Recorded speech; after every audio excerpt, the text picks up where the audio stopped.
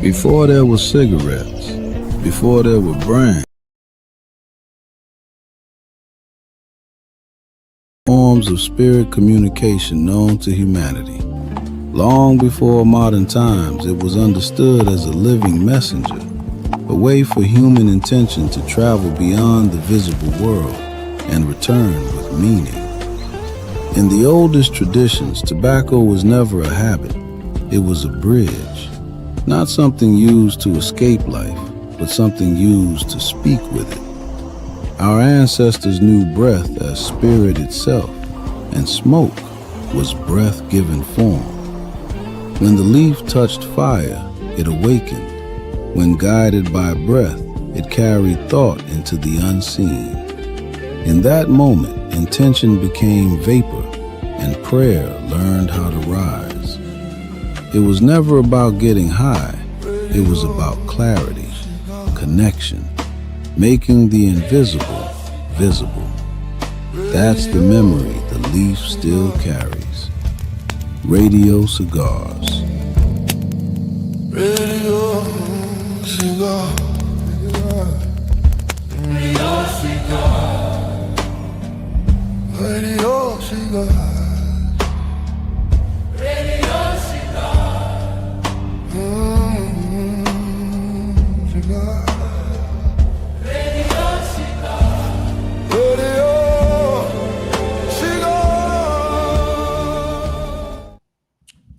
Family, all right. Oh man, great. It's gonna be a great show. Let me know how my audio sounds, family. My guest said I sound fine, but I know the last show it was y'all said it was a little low. Hopefully it is fine. But we have a phenomenal show today, Friday, August 7th, the day before this 888 alignment that the whole internet is talking about. And I just want to see just how important this is, how tapped in we need to be. And we're going to have a great conversation. I have some powerful guests with me tonight. I want to welcome back to the platform Dave from Alchemy Avenue. Welcome back to the platform Aquairus Maximus. Welcome back to the platform Adawale. And for the first time joining the platform, Tiye Phoenix. All right, clap it up for y'all. What is going on? How y'all been? How y'all doing? Doing very well, bro. Hope you're doing all right. Hope everybody else is doing well. You're doing well. That's good. Yeah. That's good. That's good. Yeah, we doing. Indeed. All right. Everybody good. Let's get to it. What, like I said, if you're on the internet and you're on any type of spiritual space on Instagram or TikTok or X or anything like that, everybody's pretty much talking about 888. And some people are still like, well, what the hell's so special about it? I got some powerful astrologers in here today. I want to know what is happening astrologically where every year the spiritual community is like, okay, this is a portal, this is a gateway. What's really happening right now from each one of y'all's perspective, astrologically?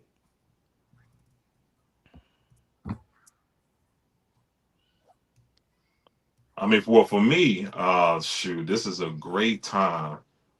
See, I'm not really big, or I don't know how enough, like with the stars and all the different things. But from my perspective, as far as the number 8 and dealing with the abundance, power, the cycles, and being a great steward of who you are now and who you're projecting yourself to be in, the future and however you see yourself, and then being able to understand how your past has shaped your mind frame and who you want to be and who you are, and then being able to have that power, because sometimes we give our power to our past, or we'll give it to that energy and say, okay, well, I was this, and then we be in spaces where we see ourselves as less than, and understanding we came here for these lessons. We came here to be able to move and be able to grow and expand, and then understanding, you do your shadow work, you continue to love yourself, even no matter what has happened and what you've done, not just what people have done to you, because we are imperfect and we do stuff too.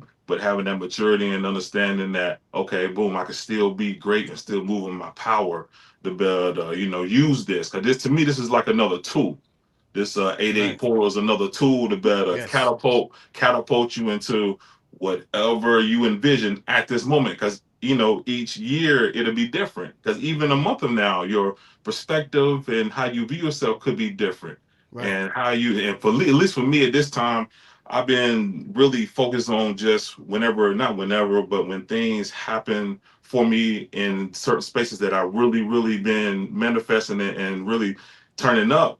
How do I steward that and be able to hold on to that energy Talk and to him, better Dave. and really just steward it in the best way I can, because I don't want it to be a couple year kind of thing. To me, I'm really thinking 10 generations in the future. That's Woo. really where I'm at. Beautiful, beautiful, my brother. All right, all right. Who's going next? This is great. So, Right. you know, this has always been like a very exciting point, I guess, in our community because of its association with Sirius. Serious. Yeah. Yeah. And then have a greater opportunity to see something manifested out of it that can impact us because of the South Node being there. The South Node being in Leo, adding to that, gives us more of a directive. So it's not just about sovereignty and power, it's about or authoritarianism, really. That's what this is all about. It's not just about authoritarianism now, it's about true authoritarianism or purified authoritarianism, which means you're not just trying to be an authority in a lane that ain't your lane. All You know what right. I mean? Mm-hmm. Mm-hmm. So everything that's coming together right now, like I said, with Jupiter being there, South Node being there, this being a Lionsgate portal, this is a reset.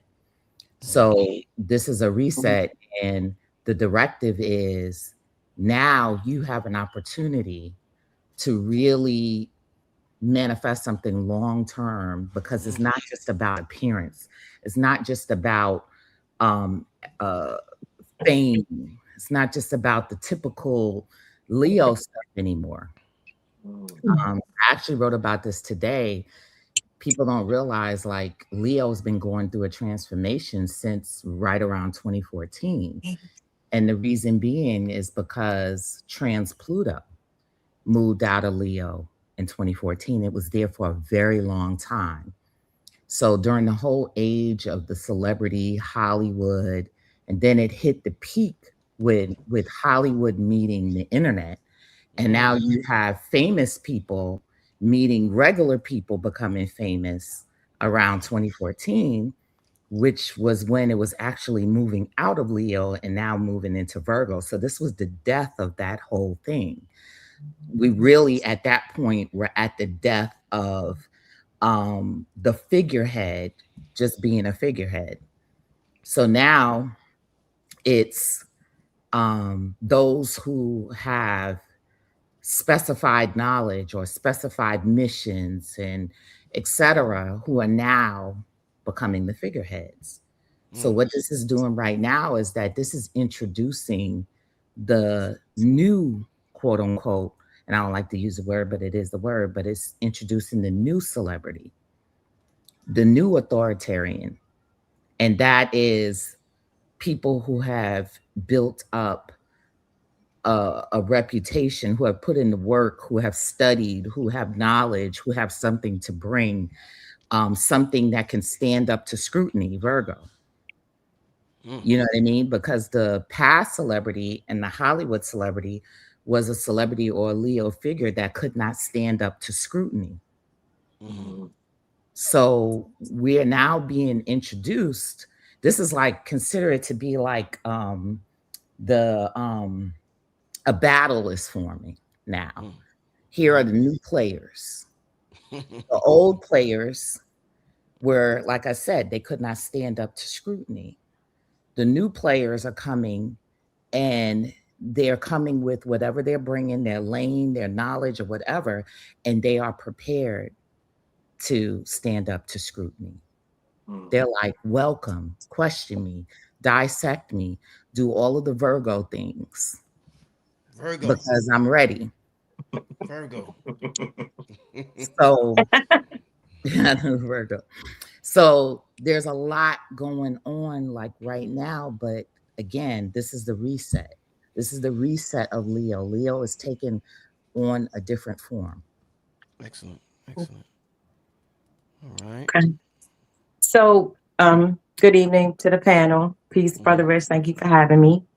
I just want to speak first about the 888.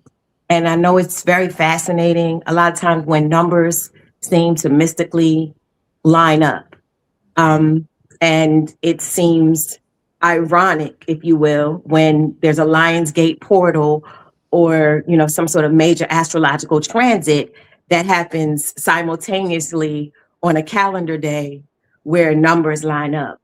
So I just wanted to speak to that because the Lionsgate portal doesn't always necessarily happen on August 8th. And technically speaking, let me just address the gates, the avatar gates, so we understand exactly why it's important, and what the Lionsgate portal actually is. So the Lionsgate portal is 15 degrees of Leo. It's the middle of the sign. The middle of every sign is 15 degrees. So the Lionsgate portal is when the sun is 15 degrees of Leo. And technically speaking, it doesn't always happen on 8/8. For example, 8/8/2025, the sun was 16 degrees of Leo. So it's not always an alignment. I want to speak about alignment between numbers and astrological transits.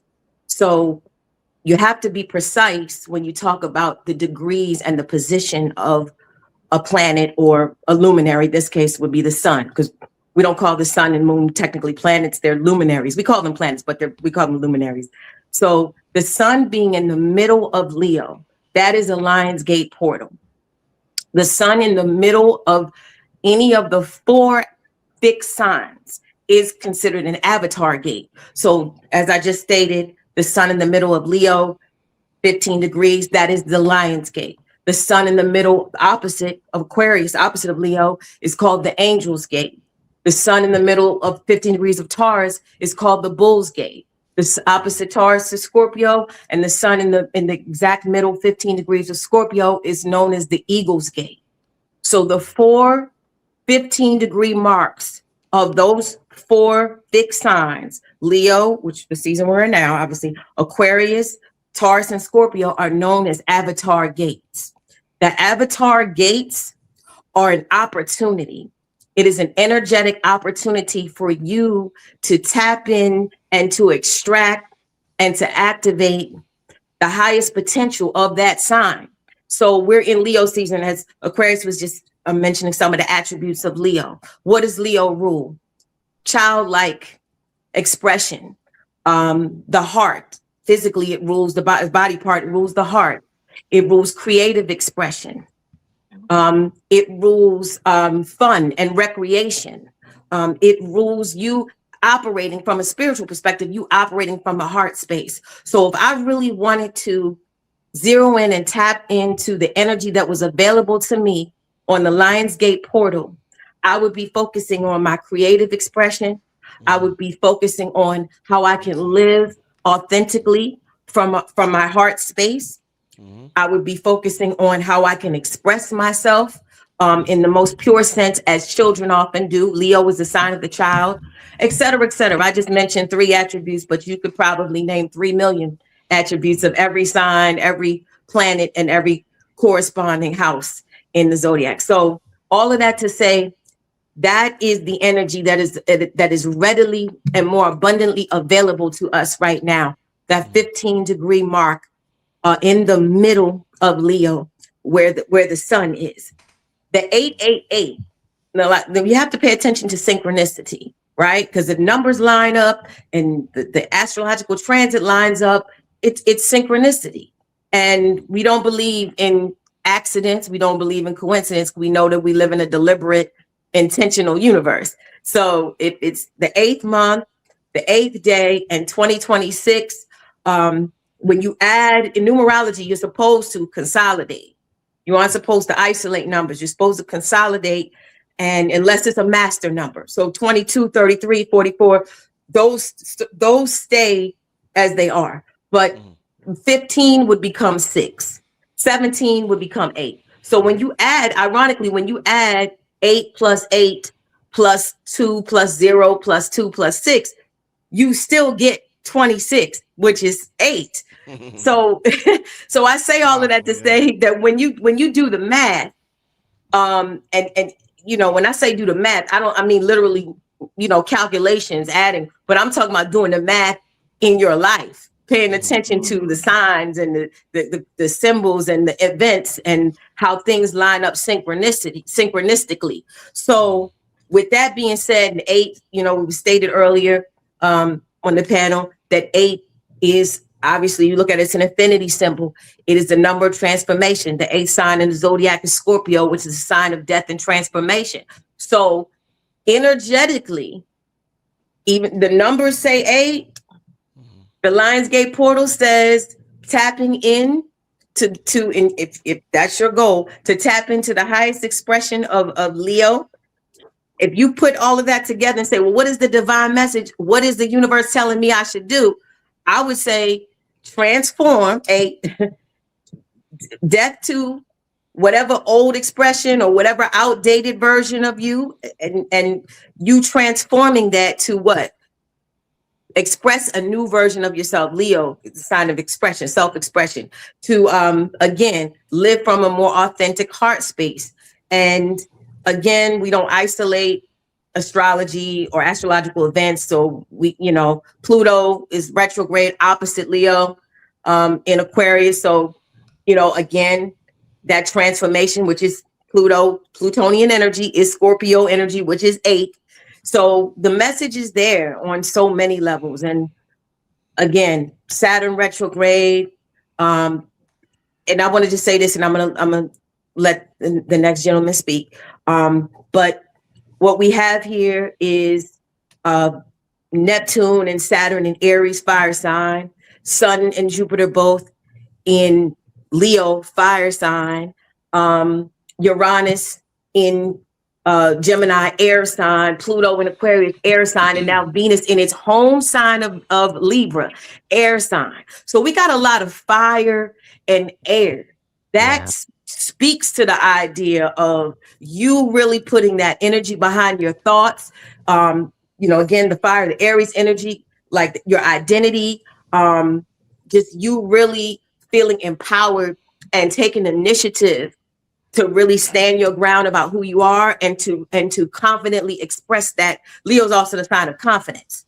Leo's and you know, on the negative end, arrogance. I mean, every sign has a shadow expression. So we can be confident, or you know, we can be arrogant. But all of that still represents different vibrational expressions of Leo. So we got all night, so I'm gonna just stop there. But I hope that clarified, you know, what we got a nice air trine going on right now too. A grand trine, a nice one going on right now. So I guess this is kind of on point for the time that we're talking with this grand air trine going on. Excellent. Absolutely. Adawale, you want to close out that question? Yes. So how I see this with the 888 Lionsgate, what it means to us is, if you do 8 times 3, that's 24, which is a 6. 6 in astrology, the 6th zodiac is Virgo. We're getting more into our virgin nature. We're becoming more purified right now. And with Leo meaning light, we're moving into a upgrade of our human existence right now, which is called Homo Luminous. So this Lionsgate is not just any type of Lionsgate, because we are in a Lionsgate that's connected to the Barbault Basset. And with the Barbault Basset, this is the turning point of human history. So this is the time where they said the second coming of Christ consciousness. So this is why you feel so much light. This is why you feel so much energy with the sun. You got even people seeing a different frequency of the sun. It's even connected to how CERN is also shut down right now. So all the synchronicities of the light spectrum of our light body opening is what's happening in this Lionsgate portal. We also have the South Node that is in Leo. So all the past life where we were leaders, we was builders, all those things right now is being revealed. It's coming in our dream. So some of us is having very prophetic dreams right now, seeing what we have did in different lifetimes. And this is what we need to bring in this lifetime, because the veil is thin. So this is why we're seeing past, present, future all right now. You're seeing the Mandela effect right now. So all these things that's happening right now is for us to get us to see, how are you changing right now? And if you're not changing, this is why we have Neptune in retrograde. We got Pluto in retrograde. We got Saturn in retrograde. We got Chiron in retrograde. All the things you don't want to see, you have to see. You have to face it. And if you don't face it, this is how people are going to feel stuck with the Lionsgate portal. So this is the time you want to really see, like, what do I need to mask off with? What is the stuff we've seen from even old leaders that is not truth? You're going to see a lot of charlatans, a lot of people who's been having a lot of followers. They was big leaders. You're going to see how they've been false prophets. So you're going to see all this energy, all these things happening all right now in this Lionsgate, because the North Node is also in Aquarius. So this is the age of truth. And if it's not truth, you can't move to the heaven on earth. And the heaven on earth is the heart. It's the emerald heart. So if you're not living or being in the state of the heart, it's going to be hard to really harness and use this Lionsgate portal to manifest the reality that you want. You know, we're talking a lot tonight about manifestation. That word is coming up a lot. And one of the things Adawale just said was there's people that seeing different frequencies of the sun. Now, in terms of having access to different frequencies or different channels, I know, like in this realm, for example, like if we use the whole as above, so below thing, when we're watching television, and people could call this reality a movie or television, when we're watching television, there's something called premium channels that you can access that frequency if you pay more currency.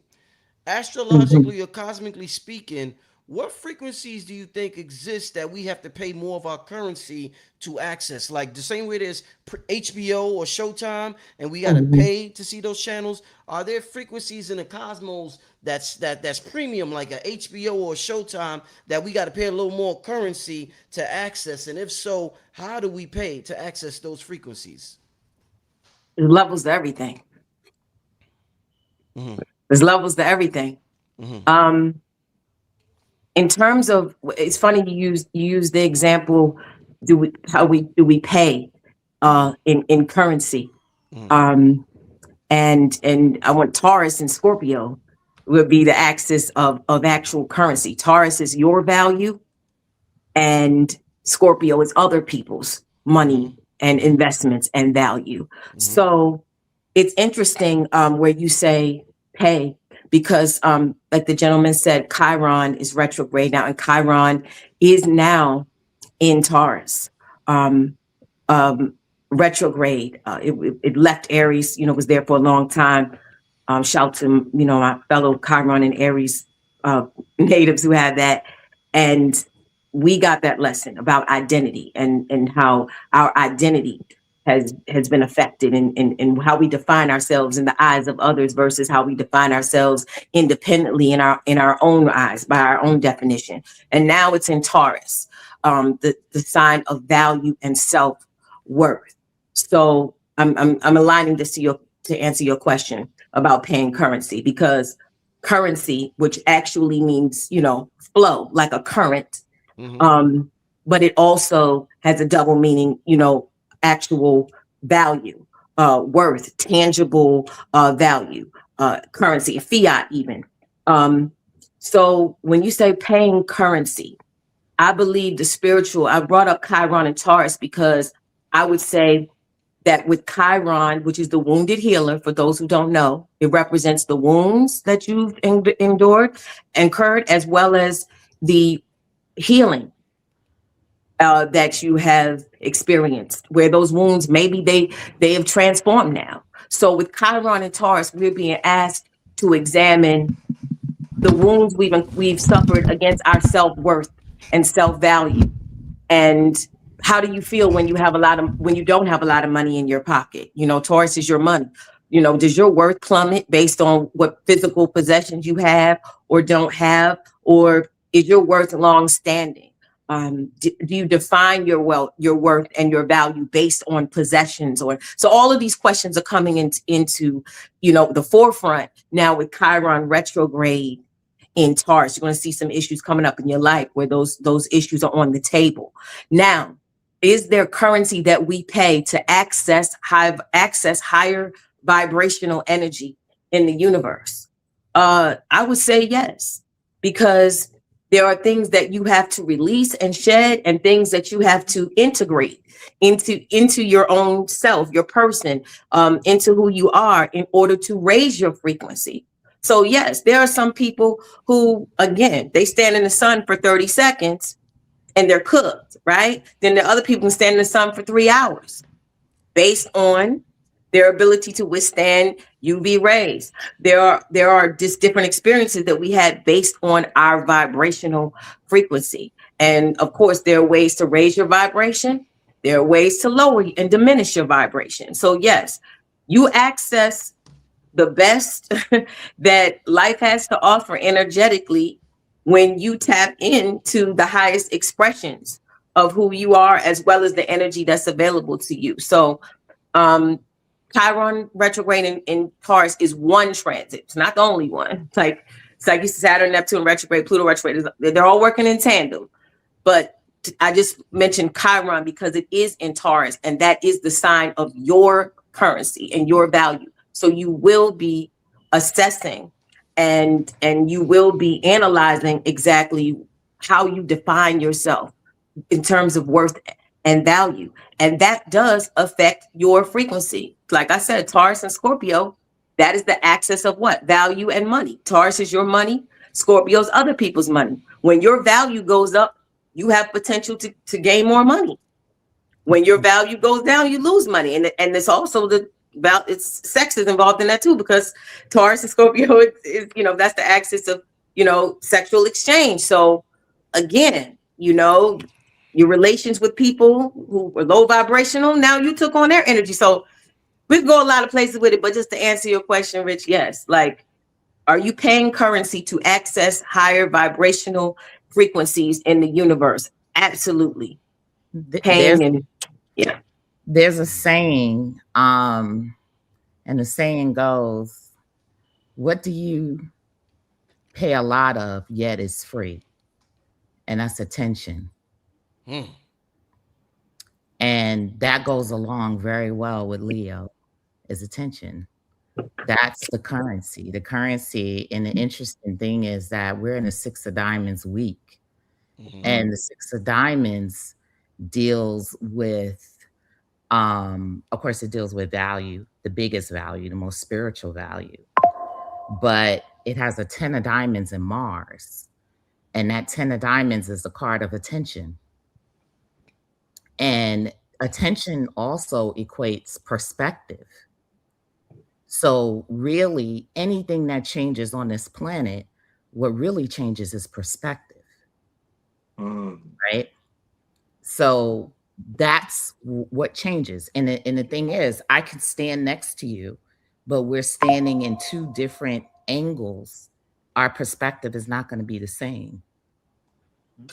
Right. So you bring it to the level of perspective, because anybody can have a shift in perspective, and it doesn't take any money to do that.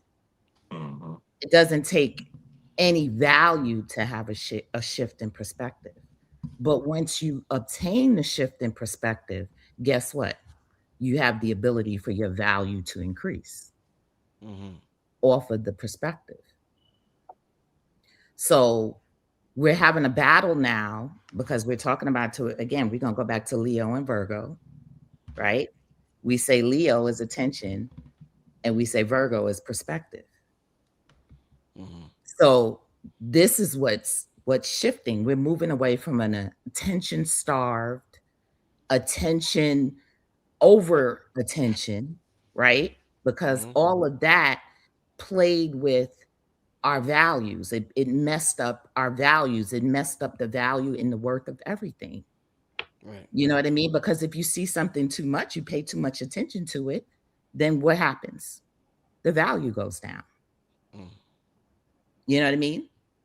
But perspective is something that you can obtain and you can shift, but it's not attention. It's it's like inner attention. So this is what is gaining more value now is perspective. Excellent. Versus what Attention. this attention and what they're pointing at and what they're asking you to look at and say, hey, see me, hey, do this, while others are sitting back and they're making shifts to their perspective. Mm-hmm. So Right. that's the higher side of this. You have the 6 and the 9 in cardology. You have the 6 of clubs. 6 of diamonds, and you have the 9 of clubs in cardology. So you have the 6 of diamonds, which deals heavily with that attention as well, right? So a lot of people with the 6 of diamonds, they're either starved for attention or they're paying over attention to something. And the 9 of clubs is when they graduate because they say, hey, I'm not giving this away anymore. I'm not giving my attention away anymore. I'm not starving for attention anymore. I'm just going to isolate myself and move on to another frequency because I can choose that by just releasing that. So that's what's going on. And that's what's shifting. Again, that's a big theme for Leo. The biggest theme for Leo is attention. Like they need attention. You know what I mean? But Leo is going to move from needing attention because attention is now not as valuable anymore to needing perspective. That's where they're going to shift to. Yeah, I agree as well. That makes perfect sense. And I say yes to your frequency question. I say yes. But to me, I see it a little different far as like higher or lower frequency or premium. I see it more like bandwidth and like tuning. Okay, so like bandwidth is more like how much can you hold, and then your tuning, just as Aquarius, Maximus just explained, is like your attention. So yeah, your bandwidth. So your nervous system is, the awareness and like the capacity of what you can hold in this particular realm. So your bandwidth is how much. So if you are in like a lower state, far as your particular frequency, you like yourself, then every little situation that can happen will just throw you off. You will never be able to hold nothing more. But if your bandwidth is higher, the most craziest situation can happen. Not saying you won't still be hurt, sad, or whatever the emotion is, but you'll still see it from a broader perspective, and you'll better let that situation come, and then you'll better, and I always like to say this, see things from more of a 30,000 view of the situation, and now you get to still, even though it may hurt, you still get to choose how you respond to that situation instead of letting it crumble you, instead of letting it shatter you or do those things. Again, you still have situations that come and that can affect you. But it's to, like she said, your perspective on it. If we're standing beside each other and you see something, I see something, it's still different. The attention of it. So it makes perfect sense. And I completely agree with you saying. So you can feel that strongly and still think clear and still be able to move through. And then that could even show you your growth. Because even a month ago, a year ago, 2 years ago, that could have happened to you, and that could have completely took you to another place of darkness or whatever that is. Now you get to show proof to yourself, because it's one thing for somebody to say, oh, it looks like you're growing, or I see it changing you. That's all good and well when you get that external validation. But when you can say to yourself, oh man, that would have destroyed me a year ago, and you still can be, have your shoulders up and still, even if you crying, but you still got your head up, you still smiling, you still like, okay, I got this. And you're still in a space where I understand everything continues to work out for me no matter what I do, excluding nothing. So to me, that's just how I see it. Can you reiterate the question again so I can answer the question? I forgot, honestly. Indeed. No, no, indeed, Adawale. In this realm, when we want to tap into frequencies, like channels are frequencies, the different channels we could view. Some of these channels you got to pay extra money for, like HBO, Showtime, channels like that, and they're premium channels. So if we have premium channels in this realm, I want to know, are there cosmic channels or frequencies that are premium that we have to pay more of our currency to have access to those channels or frequencies the same way we do with our television set? Yes, and this is connected to a book called The Emerald Tablets of Thoth. He talks about Jut, Thoth, Hermes, Mercury. He talks about how in the heaven on earth, you actually have to have a certain level of light body to even to move into that earth. If you cannot fully own a certain light body, you cannot access that information. Right. You can't access that information. So you are a person that wants to be a master. You have to train, you have to prepare, you have to pay the price to be a master. So a lot of people feeling like, well, since I'm source, since we are everything, we are connected to source, we feel like we're all at the same levels of playing, but we're not. You got to go through the trials, the tribulations. You got to go through the hard times. You got to go through the failures. You got to go through the experience. And the more you keep going through those things, it opens up your bandwidth. And then then you see a different perspective. Then you have a different perception. Then you have a different personality. Then you have a different personal reality. So you have to pay the price to play. And when you pay the price to play, this is when you start to see premium things. And this is when you start to tap into your mastery of things. Excellent, excellent. Yeah, wow, yeah, y'all did your thing with that question. You know, since we're talking about, you know, the natural currency that we give off, and I believe it was Ty Phoenix might have mentioned love. I'm not sure. I heard love somewhere, but when it comes to love, and if love is the most, one of the most, because now they say authenticity is the most powerful frequency, but if love is the most powerful frequency in the universe, and it's so important for us to access, like Adewale said, this light body and access this realm, why does the more love we a lot of people notice the more love that they express for themselves and tapping in their light body to be the best version of themselves, it causes so much hate. So this frequency that we call love creates so much hate within your family.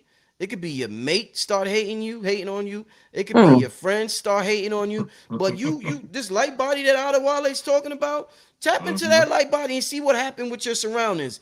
There's gonna be some hate around that motherfucker. You know, there's gonna be a lot of people like, man, he think he all that, he this and that, or she thinks she all that. So what do you say to somebody who's tapping into this rich currency, one of the richest currencies called love, but then they experience so much hate when they tap into that frequency? I mean, it's a mirror. You gotta understand.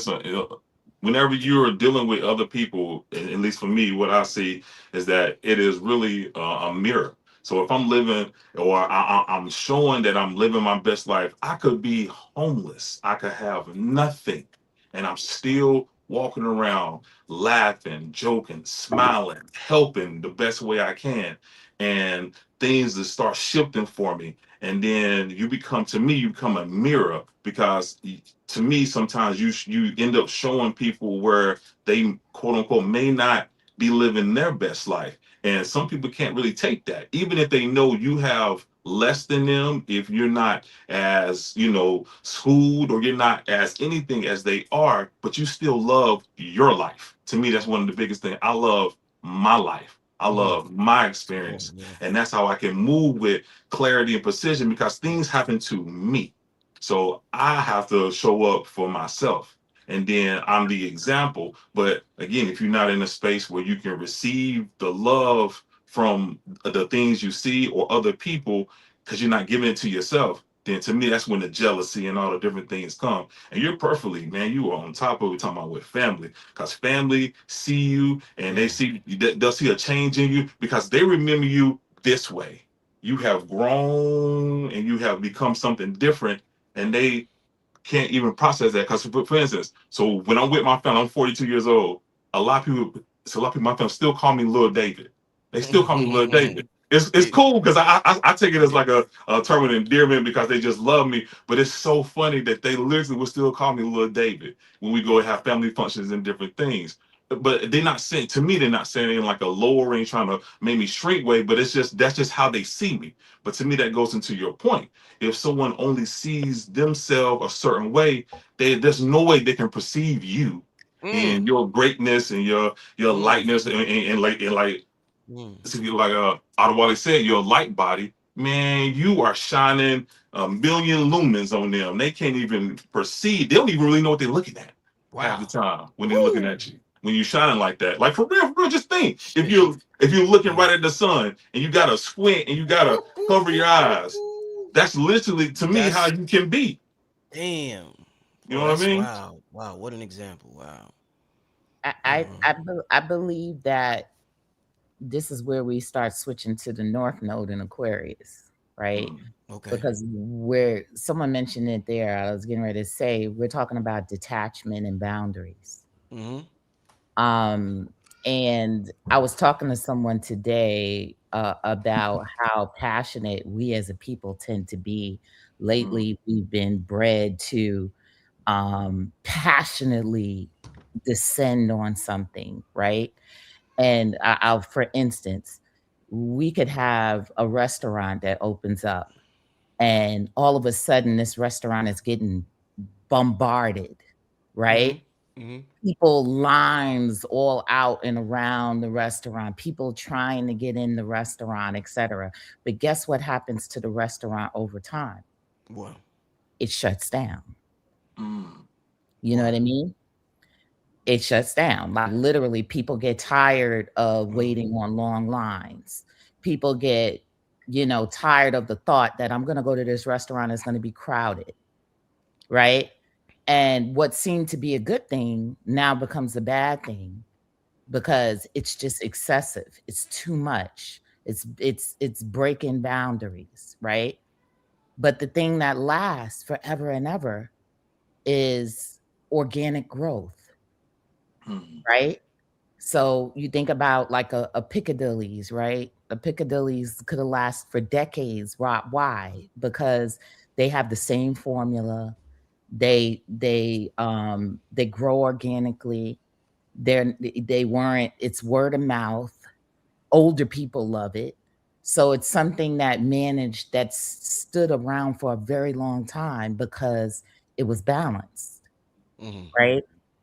So now we're being taught the power of balance, the power of detachment, and how these things are absolutely necessary for society to thrive.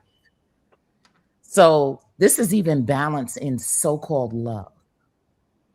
Like I will play the devil's advocate here because I always disagree with people when they say that love is the this and love is the that, because I'm like, what love are you talking about? You're talking about the love from your perspective. The love from your perspective, I consider myself to be a pretty decent person, but I don't want nobody to love bomb me. I don't want nobody to love bomb me. I don't take too well to that. You start love bombing me, I'm out. That's just who I am, and I'm real about it. But I'm not a killer. I'm not a murderer. I don't hurt people, whatever. So I'm confident in myself. I don't have to be no lovey-dovey, da-da-da-da-da. I don't have to be with all of that. And I'll be the first person to say I'm not with all of that. That's not me. My love comes differently in the way that I express it and in my perspective. But I can't do that to people neither. I can't bomb them with my form of love. So this is, again, it's detachment, it's Aquarius, it's respecting boundaries, respecting how people perceive things, because you could walk up to someone and touch them and they could be very angry that you broke their boundaries by putting your hands on them. But you just were trying to express your way of love. So we're being taken on a different path right now so that we can enter the interdimensional realms and we can be exposed to other beings. Because maybe there's a being that if you touch them, they're going to disintegrate. What the heck? You know what I mean? You're going to kill me. So we're being taken down this road of boundaries and understanding and perspective that all love isn't the same. Anything isn't the same. Welcome to the universe. Yeah, that love bombing, that's what a narcissist do. That's really authentic when Let me somebody's tell you, some of the that's nicest narcissist people shit. some nice people will love bomb you too. You know what I mean? Because they were taught that, hey, maybe this will make things better. This is a way of love. People were taught that. They were bred that way. But the only thing that is going to work for the long term is boundaries, is respecting people's boundaries. That's where we are right now. And the only way that you can do that is to detach. Is to not become so consumed and attached in a thing. Indeed. All right. But to answer your question about why is it that the amplified expression of love inside of you sometimes triggers maybe hate, as you use the word hate in others, or I mean, if we want to branch out to different energetic expression, animosity, vindictiveness. It could be, you know, I'm sure there's many other, envy. I know that was mentioned. Jealousy was mentioned. What's happening is, if I can quote a Bible scripture, for anybody who's well versed, I'm sure a lot of people watching are more well versed in biblical scripture than I am. But I know that there is a scripture that says comparison is the thief of joy. And what often happens when in the experience that you're describing, where you showed up as an embodiment and expression of love, genuinely, you know, radiating from you, from your frequency, but you didn't get that back.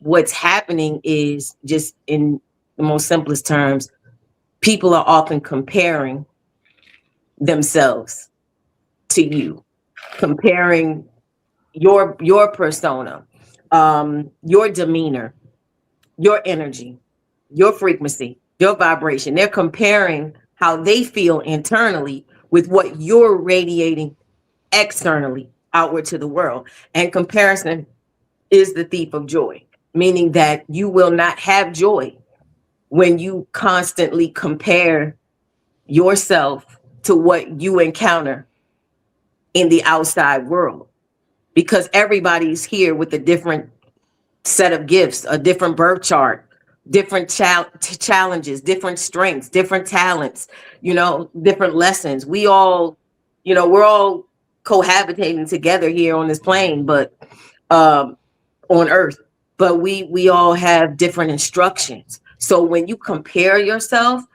there's a very large chance that you're going to not have joy in that experience. So that's what that scripture means. Dealing with it from a psychology perspective, what's happening is you're triggering someone's shadow to come to the surface. So Carl Jung, the famous, you know, psychologist who was, you know, ousted out of the world of psychology because he was using astrology, and they was hating on him for it, but he knew the deal. He knew what it was. So he was using astrology, and he said that basically any part of your shadow that you ignore, it's going to show up until you confront it and integrate it. Because the goal is not to ignore the shadow, abandon the shadow, dismiss the shadow. The goal is to merge it, because it's still a part of you. It's still a part of you. I saw a dope post the other day where a sister was like, it's no longer me versus me. It's me plus me. Because the old me is still me. The present me is me. And the me that is forming, that will come about in the future, is me. It's all me. It ain't me versus me. It's me plus me. And I said, oh, I had to like that post. You know what I'm saying? So when you say my love is triggering your animosity, you know, my upbeat demeanor, because I'm happy about my life and I'm optimistic about what's going on for me, that's triggering some sort of insecurity in the next. What you're doing is you're causing them to confront the shadow that they do not want to acknowledge. So you are an outward manifestation of that shadow that they're running from. And we all do that to each other at different times. And just when you do shadow work, though, when your shadow taps you on the shoulder and say, hey, did you know we had this issue? You don't run from it. See, a person that is open to knowing the different aspects of themselves and not denying certain aspects of themselves, they're doing the shadow work. They stop and reflect, and they're introspective and say, okay, what is my shadow showing me right now? Rich is smiling every day. Rich is, he seems to be energetic, optimistic, but it's making me feel uncomfortable. What is that showing me about me? That's what you're supposed to do. You're not supposed to project outward into the world and punish people for shit they didn't do. You're supposed to go in within and examine that hidden part of yourself that you didn't even know was available to you. So that's really what's happening is. And shout to anybody who has Pluto in the first house. Shout to Scorpio risings. You know this because that is one of your assignments in your chart. You trigger the shadow in other people. That's what Pluto does. Pluto is what's deeply buried and hidden. Wow. So when you have Pluto in the first house, or the ascendant, or you have Scorpio in the first house, this is something that you just do by just existing. Wow. Interesting. All right. Okay. Funny how she says this because I actually have Pluto in the first house. Me too. And I love what you said because it's connected to my own individual experience. I've seen like in my life, and it's also connected to the zodiacs. My father is a Aquarius, and just certain aspects of him I didn't want to be. I wanted to be a Pisces because I'm a Pisces. I wanted to be compassionate. I wanted to be in my heart. I wanted to be something that my dad wasn't. But I was seeing that my dad is also me. That was me rejecting a part of me. And I feel like this is also the symbolism of Neo and Mr. Smith. Mr. Smith is the complete opposite of Neo, which is the love and the hate. And love and hate is the same frequency. It's just a different degree. So it's getting you to see a shadow part to you so you can open up, you can transform, and you can embody what that other person is trying to show you, because it's also you. Things that trigger you and it angers you have power over you, and it's trying to show you something. It's a lesson for you. If you don't see the lesson, you can't get to the heaven on earth game. You can't get to the other Stargate. You can't go through the Lionsgate. So the more we start to see that everything is a reflection, and the more you vibrate in your radical expression and you being in your unconditional love, some people not going to like it, but that doesn't mean you should feel bad. You should just keep being you, because the more you keep being you, you're going to reflect to them, yo, you need to figure this out. You need to grow from this. You need to stop hating. And if they see that lesson, they can see how you are inspire them to grow, then seeing that they're trying to get you to diminish who you are. So I think this is a deep meaning of seeing that love and hate is a big lesson for all of us on earth. And the more we lean into growing from the hate and moving from the hate, this is when we can go into the unconditional love of what we all need. And unconditional love isn't just one thing, it's multi-dimensional of things. One person might like green, another person might like blue, another person might like red, but it doesn't mean it's a bad thing. It's just a different things. It's just a different perspective that we all need to see. Indeed, indeed. You know, as we talk about the 888 and the Lionsgate, the word Lionsgate keep coming up. I want to talk to y'all a little bit about the lion's heart. And people, when you hear the word lion's heart, you think about bravery. Sorry about that. No doubt. My computer. You think about, you know, if we talk about the lion's heart, the lion, when we hear the word lion's heart, that's known for people who, you know, who's tapping into their bravery, who's tapping into their courage. And you know, a lot of times that's like a different aspect of consciousness where, you know, some people have the information, they have this, they have that, but what a lot of the thing that a lot of people are missing is that lion heart, that bravery, just to go at it, to go forward to what their inner vision relentlessly, regardless of what the external circumstances see. So is there any, does this Lion's Gate tie into us tapping into our lion's heart, which will ultimately lead to us tapping into our highest potential? Oh yes, very much so. This is definitely this, like we mentioned earlier. I think a few of us mentioned it about the courage and about the creativity of things You know, to me, you can't have bravery, courage to step out there and do the different things you do unless you really, really, really understand who you are and understanding how powerful you are. Granted, we still do it from a day to day because we may do things we don't want to do, but I I like to do stuff, and I like to say I like to do things well. It's one thing to just do the thing, but I like to do them and do them well. So to me, having that creates see that bravery to create, the bravery to find time to create, because a lot of people, especially men, especially the ones I talk to at least, they always say, "Man, I appreciate you showing your gift and doing different things because man, I can't do it." And I just walk them through, man. Yes, you can do it. You just gotta have, I do say courage, or man, you just gotta find that time and just start in small increments. But to me, it's another layer to that. I think it's about trust as well. Do you even trust yourself to be able to move like you want to move? Because a lot of us, because we we're so scared, we're so programmed that you can't do it, or why would I do it, or that doesn't look like something I would do. So now you're scared. You're oh my God, I don't know if I could do that. I don't want to do that. We actually talk ourselves out of these situations to better be brave and be strong and be courageous. Because to me, it is a little fearful if haven't been in a space and you try to just go out there without understanding what's going on, like the small nuances of a thing. But again, once you secure with yourself, and to me, you don't have to necessarily be all the way secure either. To be honest with you, you can just say, "I'm tired of living in lack. I'm tired of being fearful. I'm gonna just go."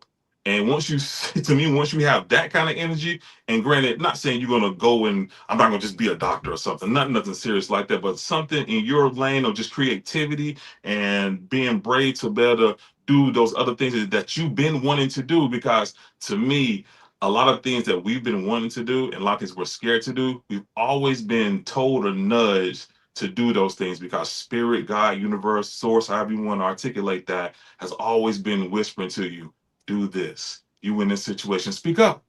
No, you don't speak up. Okay, now they got to find a different way to get you into the space to better do those kind of things. So that's how I see it. It's interesting that you're talking about speaking up because a couple of months I wrote about it. People, when it comes to Leo, people focus so much on the heart when in reality the lion roars is an expression of the throat chakra. And if you know most Leos and you deal with Leos, you know that that is how they express their courage, is through their words, through their throat chakra, which is, by the way, the 7 of clubs, your card Rich, Oh, is the maybe it's yeah. expression of the throat chakra. Yeah, you told me. You told me. I remember So you told me. yeah, exactly. And that's a big, big Leo thing. Again, when they're showing a lion, they're showing a lion raw, right? And that's when the expression comes out. And if you know Leos, you know that typically when that moment where they really have to get something out, where they're known to be courageous, etc., it usually comes with the expression of words. My sister's a Leo. I have a friend that is a Leo. And both of them, when they have to say something, they're going to say it loud and proud. Right. And that's the hallmark. And that's why that's so important, because a lot of the intellects and the intellectuals and the people who get the knowledge, etc., right? They could go for the rest of their life not really expressing the things that they learn, or even teaching the things that they learn and bring it to the world, because of their fear, because of the lack of courage to do so, because they're so worried about what people are going to say or what people are going to think about these new ideas or all of this creativity that they have to share. A singer will get on the stage and afraid that they're going to get booed. You know what I mean? Like but they're gonna get out there, and guess what? They're gonna do what Lauryn Hill did the first time she got on Showtime Apollo, and sing even louder or sing even harder. So it's the expression of word, and it makes sense because in cardology, Leo season falls between the Queen of Clubs and the Jack of Clubs. And those are both masters of expression, masters of verbalizing things. Excellent information tonight. Woo. Leo is the sign of confidence. I'm sorry, Rich, you were about to say something. No, I think you didn't speak on it yet, Adawale. I did. No, Adawale. Really? Okay, yeah, I know you had to close out. Yeah, but go ahead real quick, Ty, and then he could close out the question. Yeah. Yeah, I was just gonna say quickly, like Leo is the sign of confidence, and Jupiter is the planet that makes everything bigger and amplified. And Jupiter is in Leo right now, so you should be super confident. You know what I'm saying? Like wherever you really have Jupiter in your chart, by the way, that's your superpower. So, I don't want to be the Virgo rising that overanalyzes it and tells you not to be brave. I'm a Virgo rising, not to tell you not to be brave and not to take that step forward. But I am a real big advocate for retrogrades. And retrogrades allow you, they instruct you rather, to review, reassess, and revise even, right? And just like chess versus checkers is a bunch of moves. Chess is the right moves. So I believe in, of course, being confident and being brave. But when you have Saturn, which is retrograde in the first fire sign, Aries, the one that says I am, the one that says this is who my autonomy, this is how I define myself. But Saturn, the planet of discipline and responsibility, is retrograde in the first fire sign. Leo is the second fire sign. The first one is like, Saturn is retrograde there. So I'm going to say that in this time, yes, super confident, super charged up, it's fire, super passionate, all the things that fire represent. But I would say still take this time to reassess, to review all of those issues that maybe you have to restructure. Like Saturn, again, is discipline, it's consequences, and Saturn is retrograde. So you might have to go back and look over some things. So, just like an archer, when you finally do let that bow, when you let it go, you can really hit the target. So I'm definitely, and somebody who has South Node in Leo and Mercury in Leo, I got planets in Leo. So I definitely believe people should show up and show out. I'm never going to tell people to go hide and, minimize their greatness. But again, I feel like with Pluto retrograde opposite Leo and Saturn retrograde and trine to Leo, I think there's an additional instruction there besides just charging forward because you feel like you're right and you feel like you're ready and you feel like you want to take on the world. I think this, and Chiron, retrograde, squaring Leo. You know what I'm saying? Chiron talking squaring Leo, Saturn retrograde, trine Leo, like Pluto retrograde, opposite Leo. There's a lot going on that's telling Leo you got some work to do. Yeah. So I don't want to rain on your brave parade, Leo. Rich with the Leo. Y'all realize we got all this Pisces Virgo going on here. I'm Pisces rising, Jupiter Pisces, Pisces Sun, Virgo rising, Virgo Sun, and I don't know what you are, brother Alchemy, but I guess you got some Pisces or some Virgo. Dave, what sign are you, Dave? I'm an Aries rising, and yeah, I'm a Pisces. So I know my sun sign is Aries. I'm a Pisces rising. Pisces rising, yeah, Pisces rising. Here, I noticed the Pisces Virgo thing going on. I was like, oh, look at that. And I got the moon in Pisces. Uh-oh. Wow. Okay. Interesting. Yeah, I'm a Pisces Sun, Pisces Mercury, Pisces Mars, Pisces Saturn, Pisces Stellar, all in the 4th house. So, oh shoot, I'm a real deal, Holyfield. But to answer the question, man, I want to connect this with my wife. My wife is a Leo, and things she has showed me is radical expression, the confidence of herself, her having the courage to be a woman, to speak light language, to be from Detroit, but to be in the light language, to go on Wall Street. She has really reflected to me like, yo, I can do all this and I can own it all by myself too.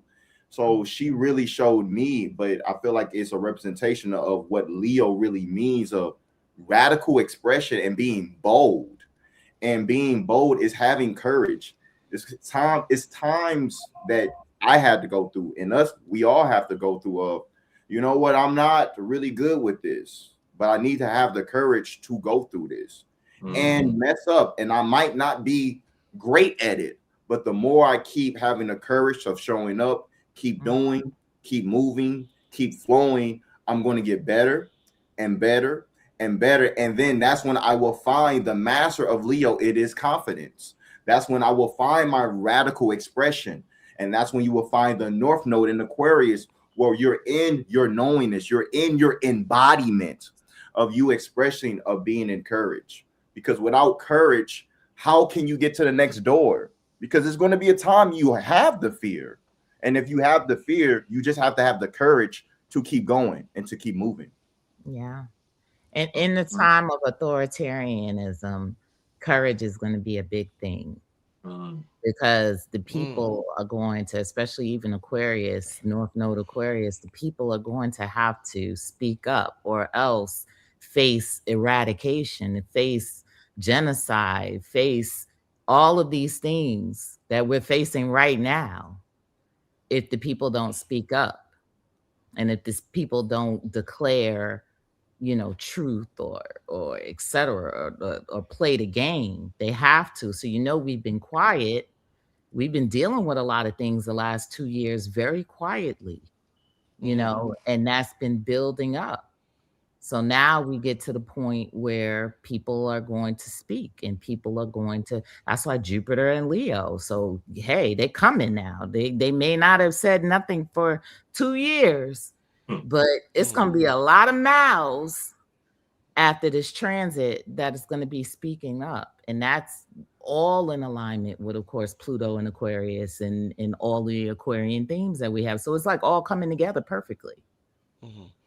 Yeah, I want to ask. I remember Bobby Hemmett used to talk about the Jason months, July, August, September, October, November, and he called it the Jason months. And to be careful about things the media put out there. And also, I seen somebody said justice for Nolan Wells in the chat. So I want to ask y'all, with everything that's going on in the cosmos astrologically, and what we've seen happening with Nolan Wells, as well as I just seen a bunch of people share a new video with three white kids they like a girl. kidnapped, for like a baby, with a Yeah. black girl, and they were like, hitting her and stuff like that. Is there anything happening astrologically that we should be aware of in terms of what's happening in the media and what's happening spiritually at this time Oh, absolutely. with these Jupiter images and that we're seeing? Pluto. Say that Big again. time. Jupiter What's and Pluto. Jupiter and Leo, Pluto and Aquarius. So yes, these things happen, and I talked about this before. Nolan is a 7 of clubs, right? Again, there goes that 7 of clubs again. And the 7 of clubs is about that's going to spark speech. So these things tend to happen, and notice that this event happened in Cancer season, which I tell people Cancer for me is the sign that rules Black people. I don't care what nobody else says, it rules Black people.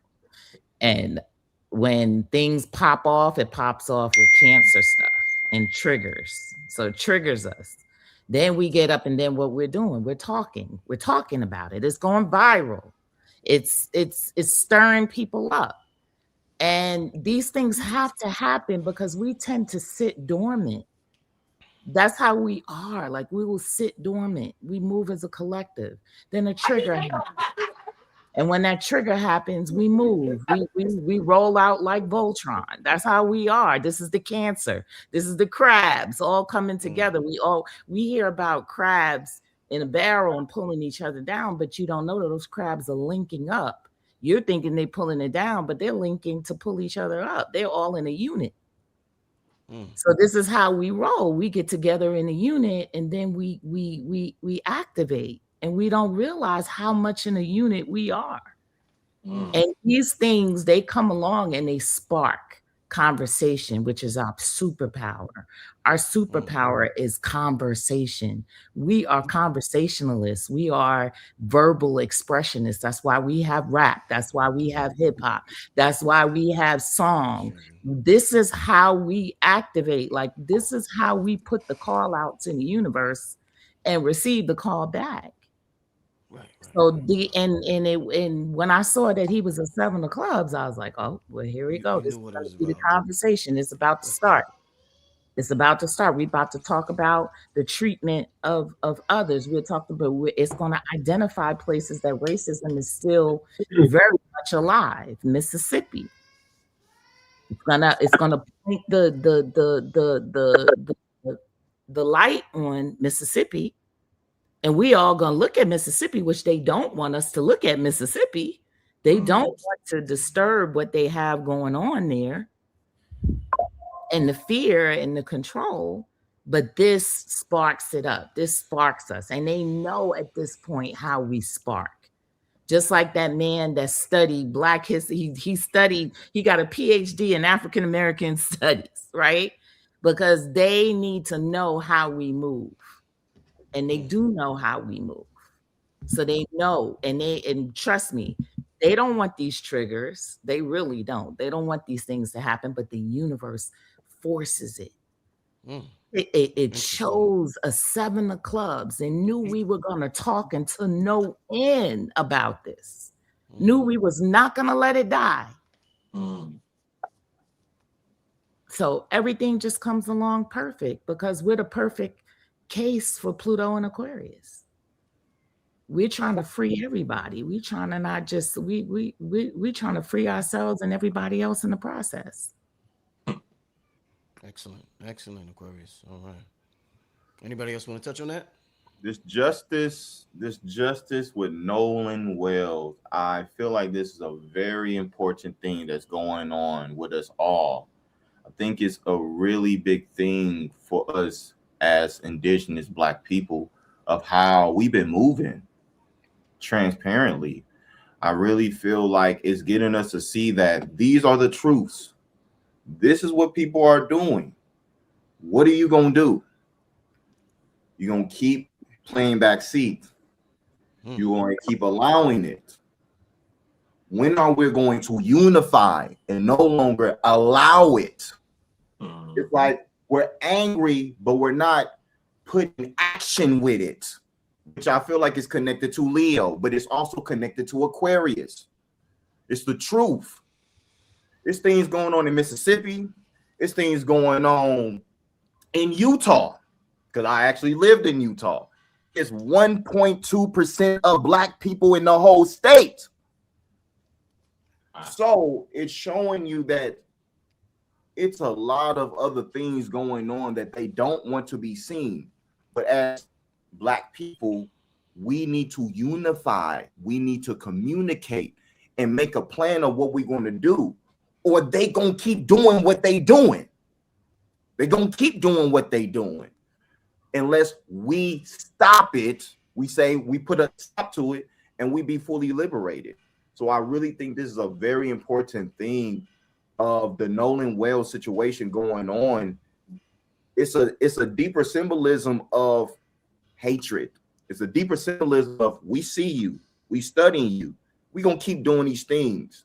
And the more we're not in our power, the more we're not embracing the power, the more we want to play backseat to the power, those people are going to keep doing this and keep trying to take our power. And it's telling that it's getting us into the energy of saying we got to embrace our power, no matter if that's light or dark. It's interesting you say that keep happening, because Nolan Wells as a 7 of clubs is related to Emmett Till as well. So they both related. And if you look at it, the death, this what do you call it? Mississippi is an 8 of clubs, which has the karma. The 8 of clubs is ruled by Mars and Neptune. So you're talking about murder and water, right? So what happened with Emmett Till was that the murder happened and then they tried to discard the body in the water to cover it up. So then you have Nolan Wells, which the murder likely happened or something happened and then he was discarded in the water to cover it up. So this is what they do. And this is literally in his cards. So this is a repetitive karma of that place, you know, and things happen repetitively because it's going to trigger you. It's going to trigger some, okay, I'm going to think back to Emmett Till. I'm going to think back to this. And I know something happened. And we're going to keep pushing to expose our 7 of clubs to reveal the truth. Wow. Ty, you want to touch on that? Yes. With respect to Pluto, which is, you know, death, rebirth, and Aquarius, which is humanity, I think on a larger scale, not even really just zeroing in on one particular case, unsolved case, but what I'm seeing is just this struggle where humanity is really being able to see itself, because there are parts of humanity that are just being unearthed, and that's what Pluto does. You know, it's things that are buried. But for about 3 weeks, just until recently, Neptune, which deals with water and deals with lies, and deception. Neptune was 4 degrees, Pluto and Aquarius was 4 degrees, and Uranus and Gemini was 4 degrees. It was a 4-4-4 going on for a long time. Shout to Brother Blue Pill, right? 4-4-4. But that 4-4-4 configuration was going on for a long time. So we had the Neptune, the deception, being aspected by Uranus, which is shock and revelation. You know, it was in Gemini, which is information. So shock and information. Pluto was for, again, dealing with things that were hidden. So it was just this dynamic of information that possibly was distorted, information being left out, excluded, information being completely changed around, hidden, and things coming to the surface. So I do believe that as in the upcoming months, as Neptune goes direct, more information that possibly was not correct, we'll probably see as other aspects happen in astrology to Neptune. You will probably see a lot of information surfacing about these particular cases. I think that it's really what is happening on a minor scale and on a larger macro scale in humanity is people are seeing their souls. You are seeing the ugliest parts of humanity that need to be transformed, and you're seeing some of the more magnificent aspects of humanity. But it's all there because Pluto again is power, and Aquarius is the people. It's power to the people, death to the people. Pluto and Aquarius, rebirth and transformation of the people and humanity. Pluto and Aquarius, and again, opposed by Jupiter in Leo. Jupiter makes everything bigger. So we talking about just a massive transformation, a massive unearthing. And I think just what I'm seeing, if I can't isolate just one particular popular story, I'm just starting to see, you're starting to see people's souls behind the avatars. It's almost like the soul is outside of the avatar now. Damn. You know what I'm saying? Like if you unless your eyes are just closed and you're just not paying attention. But yeah, so it's about Nolan Wells, but I ain't gonna lie to you. I saw 2, 3, 4, 5 disturbing stories today, and I was like, wow, people are really struggling. Yeah, it's like a lot. I'll ask. I just did a video. I forgot who I did a video with, and I was asking about what's happening right now, cosmically, and with what's going on with mental health, with our mental health as a collective. Because I went to New York and it was like 60% of the population was crazy out there. I'm like, what happened in New York? I mean, Jesus Christ. So, and we just, a lot of us seen, like I said, so many of these videos being shared. We definitely got to watch what we see. But somebody sent me a video of Perez Hilton. I'm like, oh God, I can't watch that. Dude was covered in blood. So I'm like, what's going on with the mental health right now? And what's happening astrologically, Lionsgate, all of that? Is there anything that's making people like experience more psychosis right Well, now? I think that's a phenomenon that really started with Saturn going through Pisces and then crossing into Aries. You're going to deal with a lot heavy mental health stuff, right? And then now you have the opposite, Neptune, which rules Pisces, now in Aries. So it's still bringing the Piscean 12th house stuff into the first house, And so I think we've had a long period in which people can no longer run to the things that they normally run to be able to escape mental problems, right? To be able, the escapes are not working. You know what I mean? That's deep. Like the typical things that people escape to are no longer having the effects, and that's why even drugs now with the popularization of fentanyl, which straight just kill you, you know what I mean? Out there. And now you're finding fentanyl even in marijuana and weed, and you're finding it here and you're finding it there. And this is something I said right before that transit. I said, y'all better stop them drugs because they're gonna just kill you now. They're just going to kill you. And that's exactly where it's at right now. People, they blame, because they're putting fentanyl in there, but this is karmic. This is going to be the only thing that's going to break you from these addictions is death. You know what I mean? So that's just the last thing that can happen. Everything is at the 12th house. Everything was there. Neptune was there. Saturn was there. The only thing that can break you now is death. So that's what'll come your way. My dad had a very long addiction in his life, and he passed away 2 years ago. Finally, I thought my dad was invincible.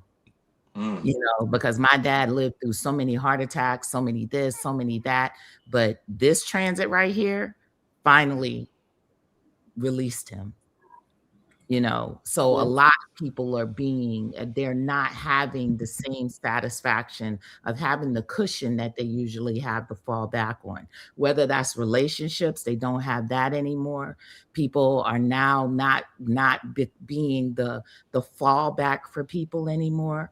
They don't have they have less help now because they're cutting funding on everything. you know. So it's now you're going to start seeing people right there, right in the street, right in your face, just lose it because they don't have the same things to fall back on anymore. That's a great point, and I completely that's similar to what I was going to bring up because I have seen so many people, like you say, you thought your father was invincible. I've seen so many people that I've known to be strong and known to be, always good, no matter what things happen. But then they'll come to me with some of the darkest thoughts that they've had. And I'm wondering, like, wow, okay, they're sharing it with me, but I never would have thought this person, I'm considering them as an elder, in the community, and they're just because people, when I sit down with people, for some reason I just hold space for just whatever that can come out, and it comes out from people that I know and strangers. And he was just telling me a lot of different things about things that he'd been through just mentally in his mind, and how many times he wanted to kill himself, and all these different things. And I'm thinking to myself, brother, not you. You know what I mean? So it's funny that you said that, like some of the different things that we've used, and it's not working if you're not really in a space of your love and everything that you have for you, and not being to see yourself as the light, like we already talked about. And man, I'm telling you, that's and I've seen it, and I've seen other people just deal with situations and completely spaz out. It's kind of like they went the other way, like before I seen them and they, always handle things, situations, but most recently, especially like the last 2 or 3 months, even most recently, somebody I used to work with called me out of the blue. I haven't talked to this person in like 2 years, and they were just telling me about different things and things that they're going through, and they've used drugs, they use different things to kind of help medicate, and they asked me, hey man, you think I need to try plant medicine? And I tell them, no, I don't think you need to try plant medicine at this point in your life. I'm not a doctor or anything, but I'm just everything you're telling me. And if you try all these different things, I said, bro, you got to go within. You got to figure out how to be the best version of you and be good with where you at now. And it's perfect that you said. And I like, tell people to detox now. That's right, what I tell right, people. You're gonna have to go cold hmm turkey now. You're right, gonna have to detox. That's your only way. There's no other drug. There's nothing else that's going mm-mm, to help you. You're gonna have to cut it. right. Yeah. Right. So I mean, again, I just been just trying to be open and because that's just part of what I do, I guess. Talk to people and hold space for them, and just being able to be there and just help support. Because I'm one of those people. If you tell me tomorrow or tell me today, hey, I think I want to try to go to the moon. I mean, I'm one of them people. I'm gonna put batteries in your back. That's just what I'm gonna do. You know what I'm saying? I can't help it. You know what I'm saying? We're gonna figure out the next step, and I'm gonna just say let's what I'm saying, figure it out. But then when people come to me with those, those issues and different things, I just hold space for just, hey, what I'm saying, how do we get to the next part of you feeling better? Not your best self, not all the love and light stuff. Just how do you get to that next step of just better? You know what I mean? Because sometimes people don't want to hear, well, I just need to believe in myself. I need to be the highest version. I need to do all this. They just need to know what is my next, or can you help me just at least make my next step? So especially people you really care about. I think a lot of times people come to us because we do hold space. I think a lot of us that are watching here and are in the space, we underestimate our value to ourselves, which in turn makes us really, really value for other people, because we have done a lot of work with ourselves and we've opened space for ourselves, and then we're good and we feel like, okay, I can really maximize this realm and maximize this particular lifetime. But we forget that by you saying that and doing that and living the life that you're living, you attract people that may need to pull, not necessarily drain, but just pull a little bit of your light, because it's just our smile and just our availability to just be who we are is a blessing to a lot of people. And I think we miss that sometimes. Great point. Yeah. And last year was a 9 year, by the way, and it was a snake year. So to have all of that going with the transits that we were having, that just intensified everything. To have Saturn and Pisces coming out of Pisces into Aries in a 9 year and a snake year, that was last year was the setup. It was the perfect setup for people to have to shed everything, like to drop everything. And that's very, very hard for people with addictions, etc., to be able to do. Yeah, Ty? I'm gonna just say it. I did a TikTok on it recently. What you're witnessing every day when you see these viral videos of this person was in Chipotle and they didn't give this person extra guacamole, so they jumped over the counter and just started beating up the cashier, or you know what I'm saying, or just somebody had a bad day, so they went in the mall and just started swinging on random, you know, random shoppers in the mall. Just stuff you're seeing more frequently. I know you guys are seeing this like random. Okay, what you're seeing is the normalization of mental illness, I believe, for the purpose of expediting this decline in mental decline in society. I think these images are being funneled out into the collective, and they're more prominent, more prevalent now. Like everybody said, they've seen these type of videos where people of different ethnicities, nationalities, flipping out. There is a crisis of undiagnosed behavior. Undiagnosed behavior, and I think it's contributing to a normalization, of mental illness, which contributes again to the decline in society, which would then allow the government so-called forces to swing the hammer. That's what I think. I think it's deliberate. Now, why is there a decline in mental illness? Everybody said it and was on point. Government psyops, you know what I'm saying? Whether it's chicken sandwiches or fighting over toilet paper, whatever, like government psyops, obviously chemical reactions to food and ingredients in food. That's happening, you know, all of a sudden, the same foods that people ate 50, 40 some years ago, now most people in society are overweight. That's because of the ingredients that is being placed in these foods and the reaction but that's on, you know, food, ingredients in food, chemicals in food, unprocessed, unhealed trauma. Like Aquarius said, people don't have coping mechanisms.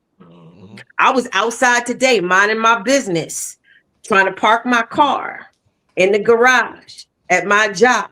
A man walked up to me out of nowhere. I wasn't bothering him, never seen him before in my life. Are you lost?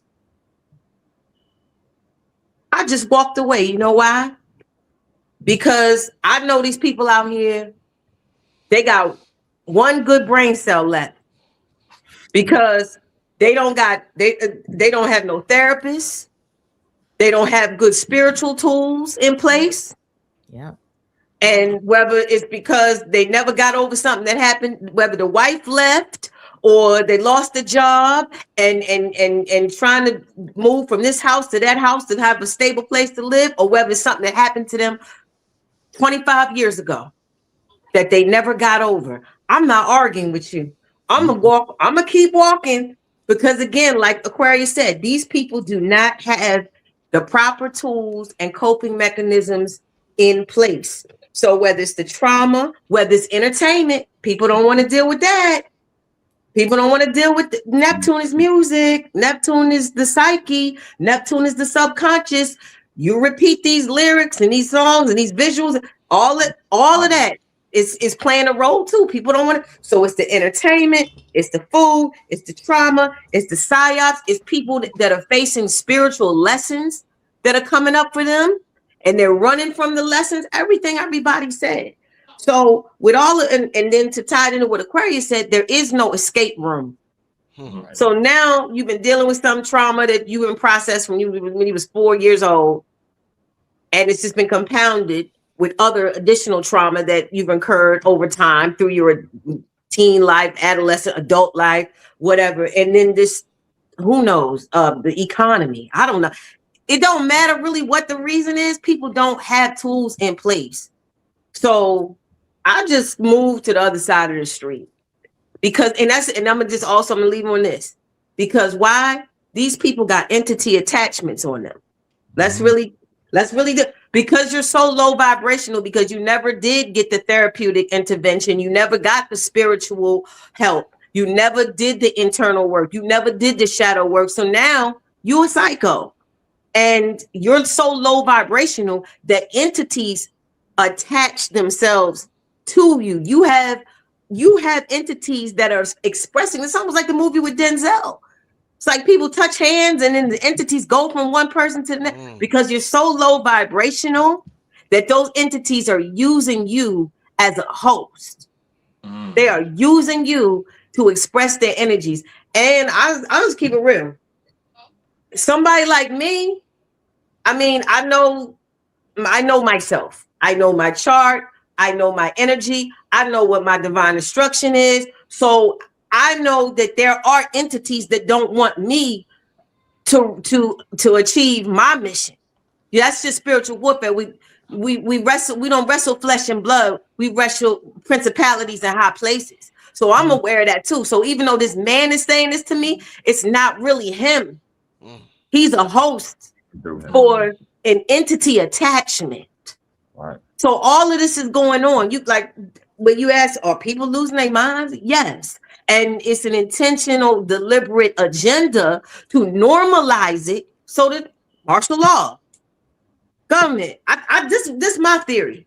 I think I don't know. So Yeah, great information, y'all. Yeah. It's Adawale, people you want to walking close that out? dead. Yeah, it's people. Some people are walking dead.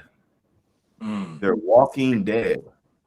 They don't know who they are. They're disconnected. So this is why the dis-ease, it brings them ease. It's also how the North Node was in Pisces, which is escapism. People have been escaping.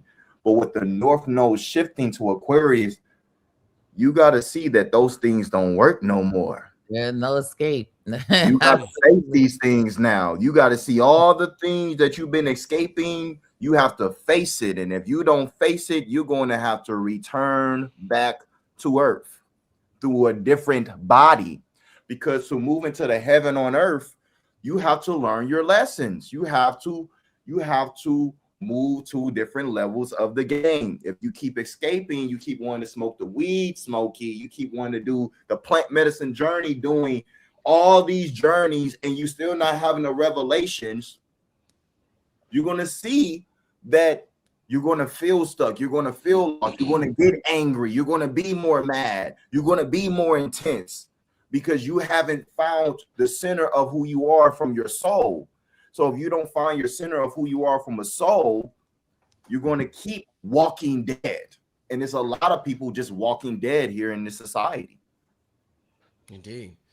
You know, I got one last question, then I'm going to take a couple of questions from the chat.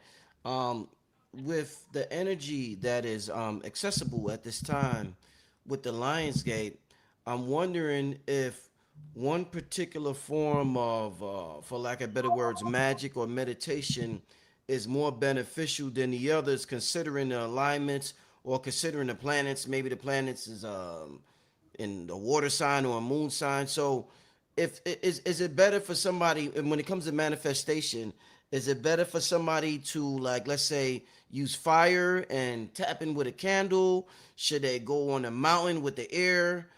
Should they be by the water? Is one particular form of meditation better than the other right now during this particular portal?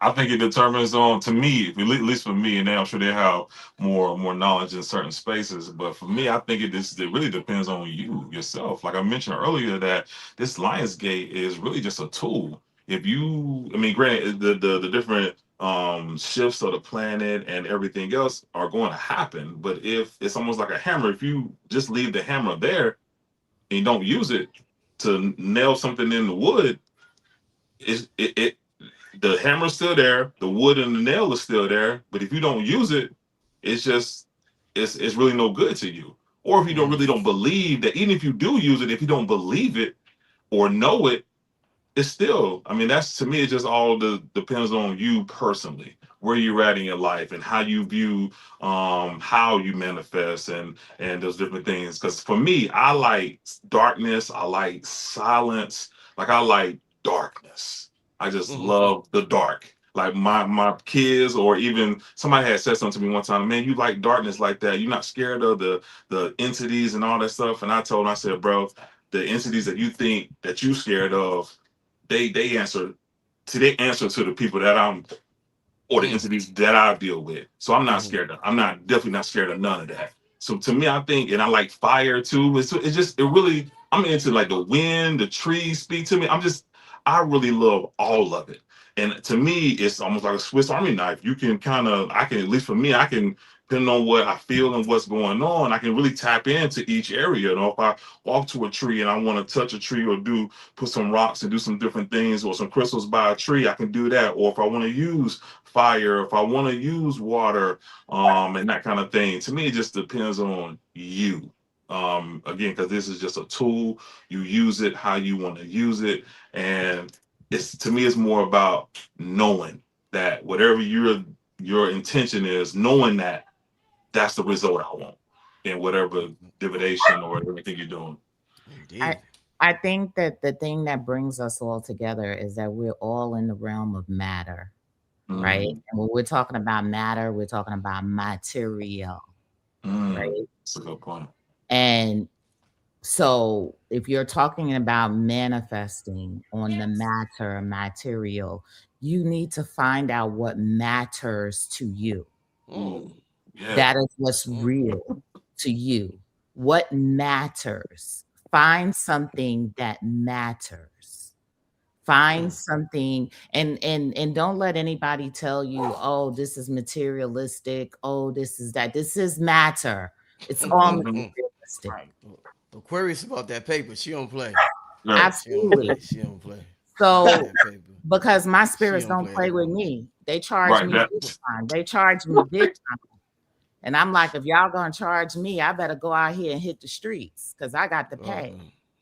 But you need to find, and people who come to me, they know this is what I tell them all the time when I'm talking about the 9 of Hearts, when I'm talking about manifesting and all this other stuff. I'm like, do you know what matters to you? What is the clearest thing that you want? And if you don't know, you better take some time and go out and find it. You better window shop on life for a second. Because nothing is going to happen if it does not matter to you. I like that. That is it. So those bars, right, Dave? Aquarius, those are bars, Aquarius. Okay. Yes. Bars, Aquarius. Okay. I got you. So you this is a method of grounding. This is grounding. That's what it is. People tell you got to ground yourself, right? Because you got no goals, you got no this, you got no that, you floating out in space and nothing is mattering. Therefore, nothing is manifesting for you. No magic is happening. No, right. No magic is happening. So we don't have to make this spooky and this. You got to get crystals. And you got to start with number one. What do you want? For real. Yeah. For real. Because we always think we want something, but we just picking shit. Like that's not what you want. Then you back depressed again in another couple of weeks. You didn't really get what you want. Get out there and find it. Find that thing that's going to keep you grounded, and you are going to manifest what you want to manifest. Manifest. The word manifest, right? It literally means, when you look in the etymological dictionary, it means to receive by hand. Okay?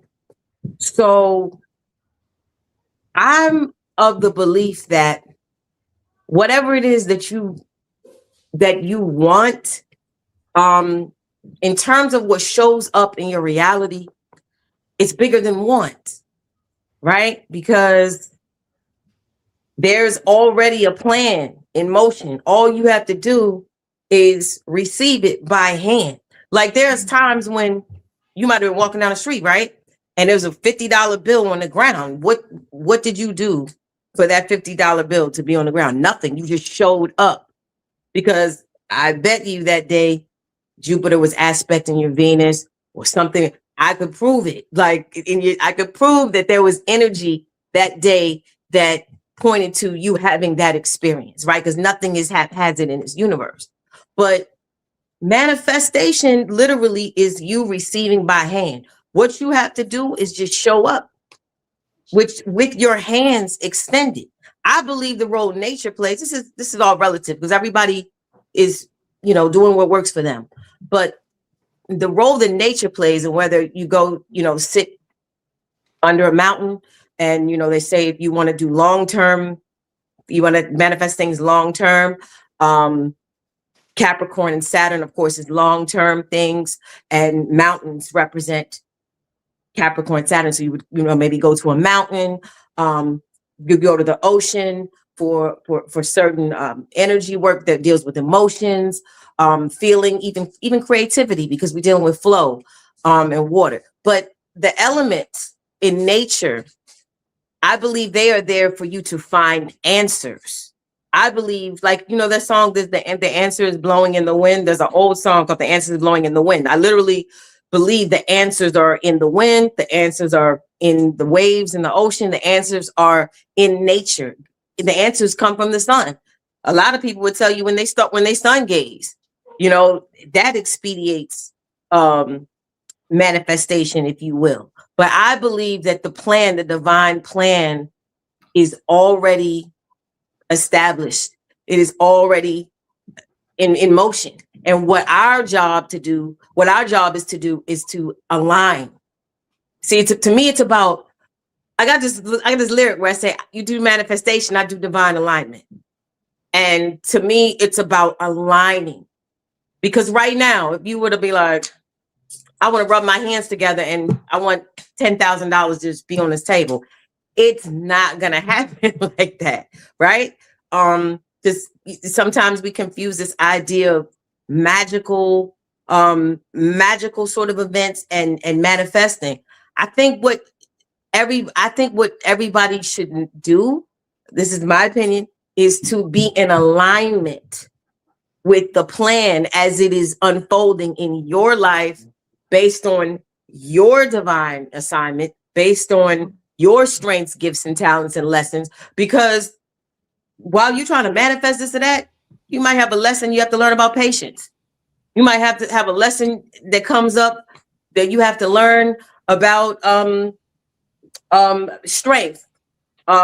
Maybe you have to end up grieving a loss of something, and because something happens, and you have to learn how to pick up the pieces. And life doesn't stop because you still have lessons and challenges, and you still have assignments. So the thing is to just be in alignment and then open the hand.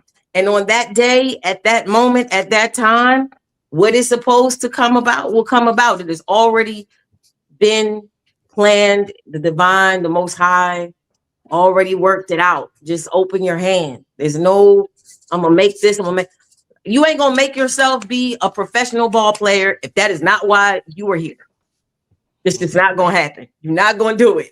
But what you're going to do is, if you choose to be in alignment with the plan that was assigned to you, you will open the possibilities for the best experience that has been assigned to you.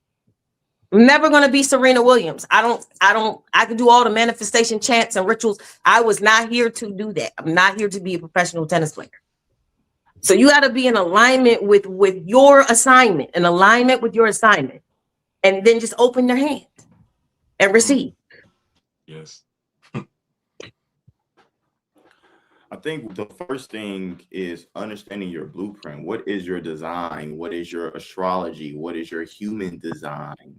What is your cardology? Whatever it is, you need to know your design. And then the second thing is ask. Ask. It's like you're ordering food. It's like you're ordering food when you're manifesting. You want to ask. I guess my cat wants to join us. But you want to ask, and when you want to ask like you're ordering food. When you're going to a restaurant, you know you're going to get that food. Once you order your food, you get your food. You know you're going to get exactly what you want. So I think the biggest thing that we need to do with manifesting is asking and knowing exactly what we want. And as long as it is with our design, the universe is going to bring us the blueprint that's connected to our design. Another thing that I really do with manifesting is writing. When you write things into existence and you use blue ink and you do it in cursive, this is when you're using the energy of the etheric and bringing it down to the physical. So writing and using blue ink, you're activating 1,000 neuron pathways in your brain. And when you write things into existence, this is how you actually manifest. It's even connected to the future. If you look up the future definition, it says when you're present and you're writing, you're creating the future. So to predict your future, to manifest your future, is to get present and to start creating through writing. Indeed. Family, what a show, what a show, what a show, what a show. You know, before I get to the question from the chat, I just want to say, Ty, you know, I did previous shows. I did a show where I said, I don't like that word manifestation. I don't like that word. And if you view us, just for example, if you view us as, like, let's say we're radio receivers tapping into these cosmic radio waves, we're tuning in, we're aligning with that frequency. Like, if I had a radio player right here, we're not going to say, oh, I can't wait for the radio player to manifest that station. No, we got to tune it to that station so that it aligns perfectly with that frequency. So I think that there's a disconnect that we haven't discussed yet in the spiritual community with the word manifestation. But, you know, everybody, you know, is into some different type of words that they vibrate with. But I do got beef with that word manifestation. So. It actually doesn't even exist. That's not even a real word. Nah? Why you say that? Why you say that, Aquarius? Manifestation does not exist. I didn't hear you. What, say that again? That's not even a real word. We made that up. And it's not a real word. Why you say that? It's not a real word. Manifestation is not a real word. I'm telling you, AI and the dictionary will fight you on that all the time because it's not really a real word. It's a recent word that we started using. We got to do some research on this now. The etymology of it means like an etymology, you know, where you actually find the origin based on where words come from. It literally means to receive by hand. Man, like no, don't get me wrong. It exists now, right? But when something was like a word that kind of came along as a whatever, it's certain spaces out there that doesn't exist. So ask AI what manifestation manifest. Wow. Ask spell check. You will. I'm telling you, it is literally is one of those words that we started using and popularizing that became a part of word lore. And now we're using a lot of spiritual words we use become a part of word lore. You know what I mean? And then they become a real word because it's something that we've been using. Indeed. Let me get to we're gonna get to two questions because it's getting late. I don't want to keep the my guests here too late.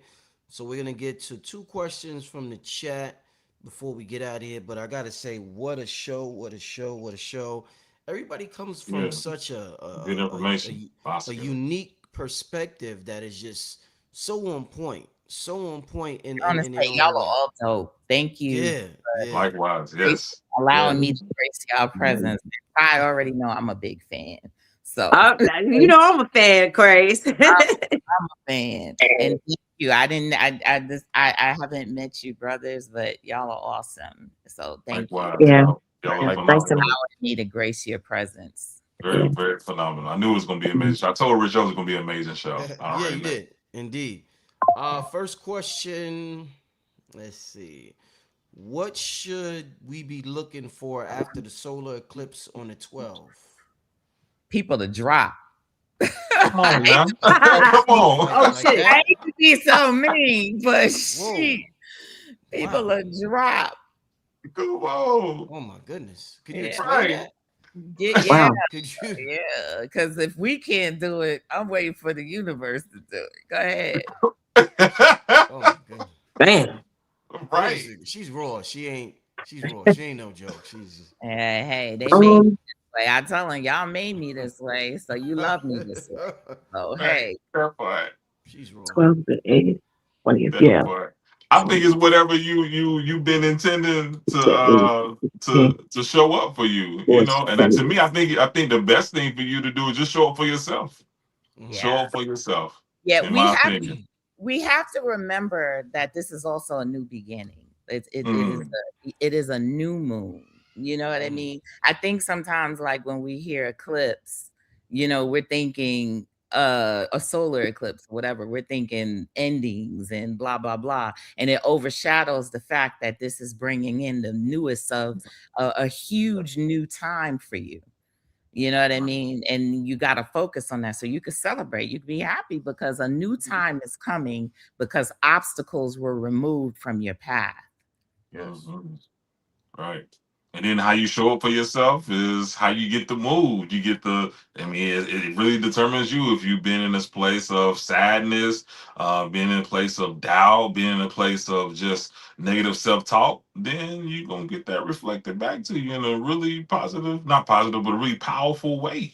But if you, again, you don't have to be perfect with this thing, just long as you, to me at least, long as you just in a space where you can walk forward and you just, okay, I got this, and understand your mindset and how you go about your daily life, as everyone talked about today, the love for yourself and how you continue to move. I like to say I love myself so I can love others. I like to move like that.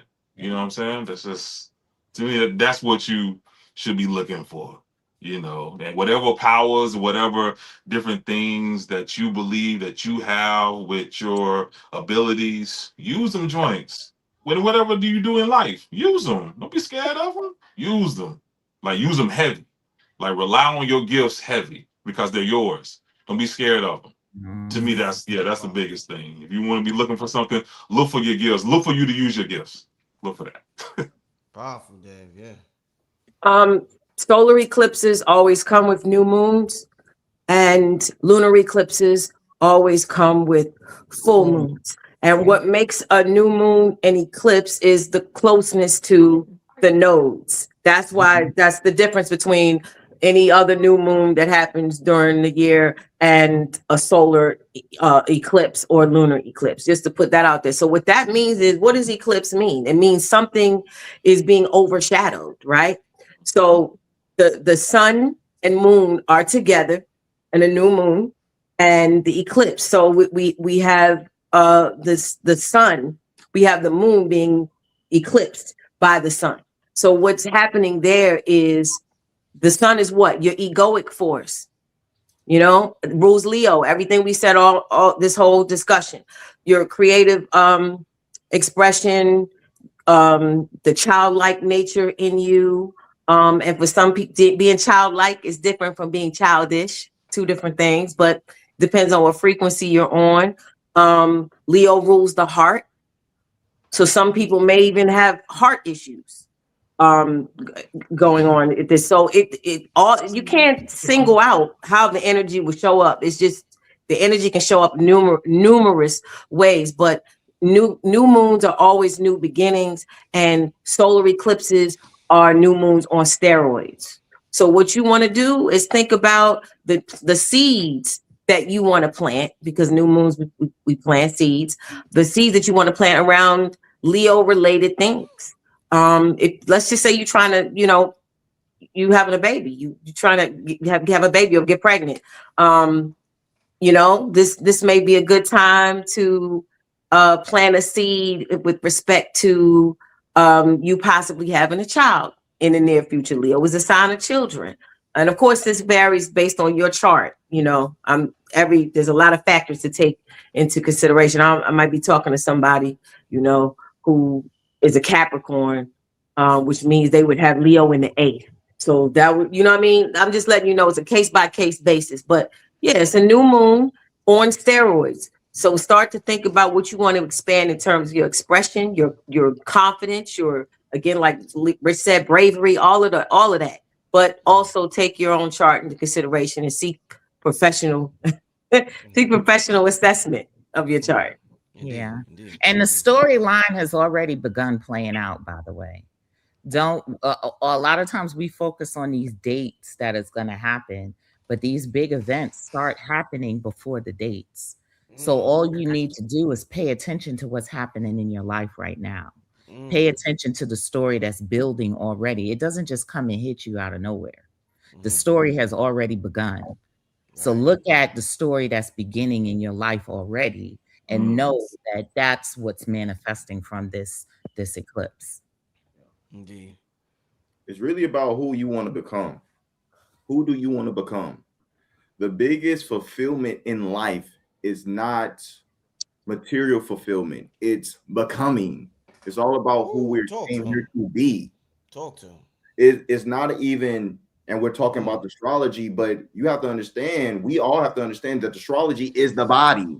We can command. We can command. We don't have to just ask and hope. We can command. So the more we take our full power and command and become, it's going to happen. And there's no way it cannot happen. You know, I want to ask the two ladies on the panel something in particular because it pertains to y'all. Because we were just talking about manifestation. The 888 is about manifestation. So they say, when you want to bring life to something, and whether it be an idea, I don't know Ty Phoenix too well. I know Aquarius is a businesswoman. Like she get busy in the business world. And when you want to bring ideas or businesses into this existence, do y'all look at it from the mind frame of how y'all felt when y'all was giving birth to a child? Y'all knew about the first trimester, the second trimester, the third trimester, so you know what's gonna happen after you impregnate yourself. You know what I'm saying? Because as men, that's interesting for me to know as a man. Like, what's your mind frame going into manifesting? Go ahead. Well, you hit it on the nail when you said babies. Definitely for me, I have 8 children, so which are grown now, and now I have multiple businesses.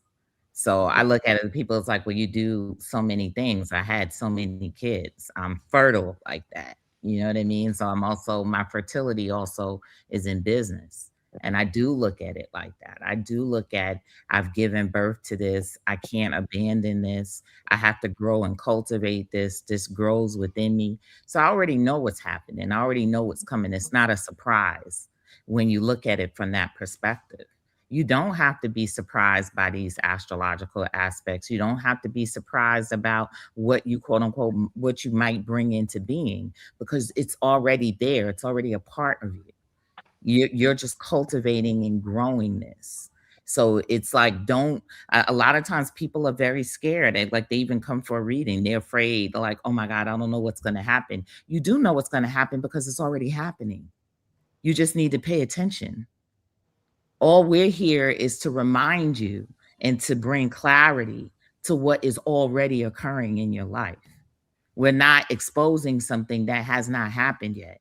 If you've come to us, it's already begun. Yeah. You know, everything that has an origin has a chart. So if you started a business today, right now, at 11:07 Eastern time, where I'm 11:07 p.m., that business would have a chart based on the birth time of 11:07. So wherever the planets would fall in that chart would reflect exactly what would happen with that business. Interesting. So the second house being money, it would talk about the money in relation to that business. The third house being ideas and philosophies and communication. The fourth house being stability, family. Fifth house, again, expression. The whole chart, all 12 houses, that would tell you exactly what the future of that business would be. And there's a saying, I use no chart, no start, which means, and that goes for relationships. Like, you know, people always joke, like, you got to ask the person, in a very coy way. So what time was your birthday? What time were you born? What was it with Louisiana? You were like, you gotta, because no chart, no start. Because again, you gotta know exactly what the purpose of that relationship, that connection. Again, any idea, any business endeavor. Yeah. So just like you can plant a strawberry or a sweet potato in the wrong season, and you're not going to get a crop. You plant things, in the right time, in the right season. You find out again, your cards, like, Prairie said, you find out, because you could start the business in April, but let's just say, Saturn is going to trine your Jupiter, 2 months later, in June. Now you got a long-term Saturn, expanded business, this business, and Jupiter's expansion, or Venus or whatever is gonna conjunct your Jupiter at that time. So now Venus is resources and Jupiter is amplified. Jupiter is everything expanded. So you might be like, I'm gonna wait. I'm not gonna start that business to April. I'm gonna wait until Venus crosses my Jupiter. We are very deliberate when we know how these sciences work. So yeah, to answer your question, do you see a business the same way you would see the seed that you would carry that would become a child? Yeah, because it has a chart and you have to know exactly how that chart is going to play out and what that business is going to produce for you. Yeah. This is the law of cause and effect. This is karma at play. Everything has an effect. And you can find out what that effect is going to be based off of the start, the where it started. That's really what karma is. Karma is looking back to when something starts and what it becomes later on based off of when it started. I want to play something for y'all real quick because I seen if y'all ever on TikTok, TikTok will take you. It'll take you down a rabbit hole that you never expected. You will go down. You'll be stuck on there for hours, and you just gotta throw your phone somewhere. And I was on TikTok, and because we're talking about the number 8, there's a symbol we used to make when we was young that looks like the number 8. It's like an S, but it's like it's a closed S. And there's this wild theory on TikTok. So I'm like, yo, I gotta ask them about this symbol because we talking about the number 8. Where's this video at? It is wild. Let me play it.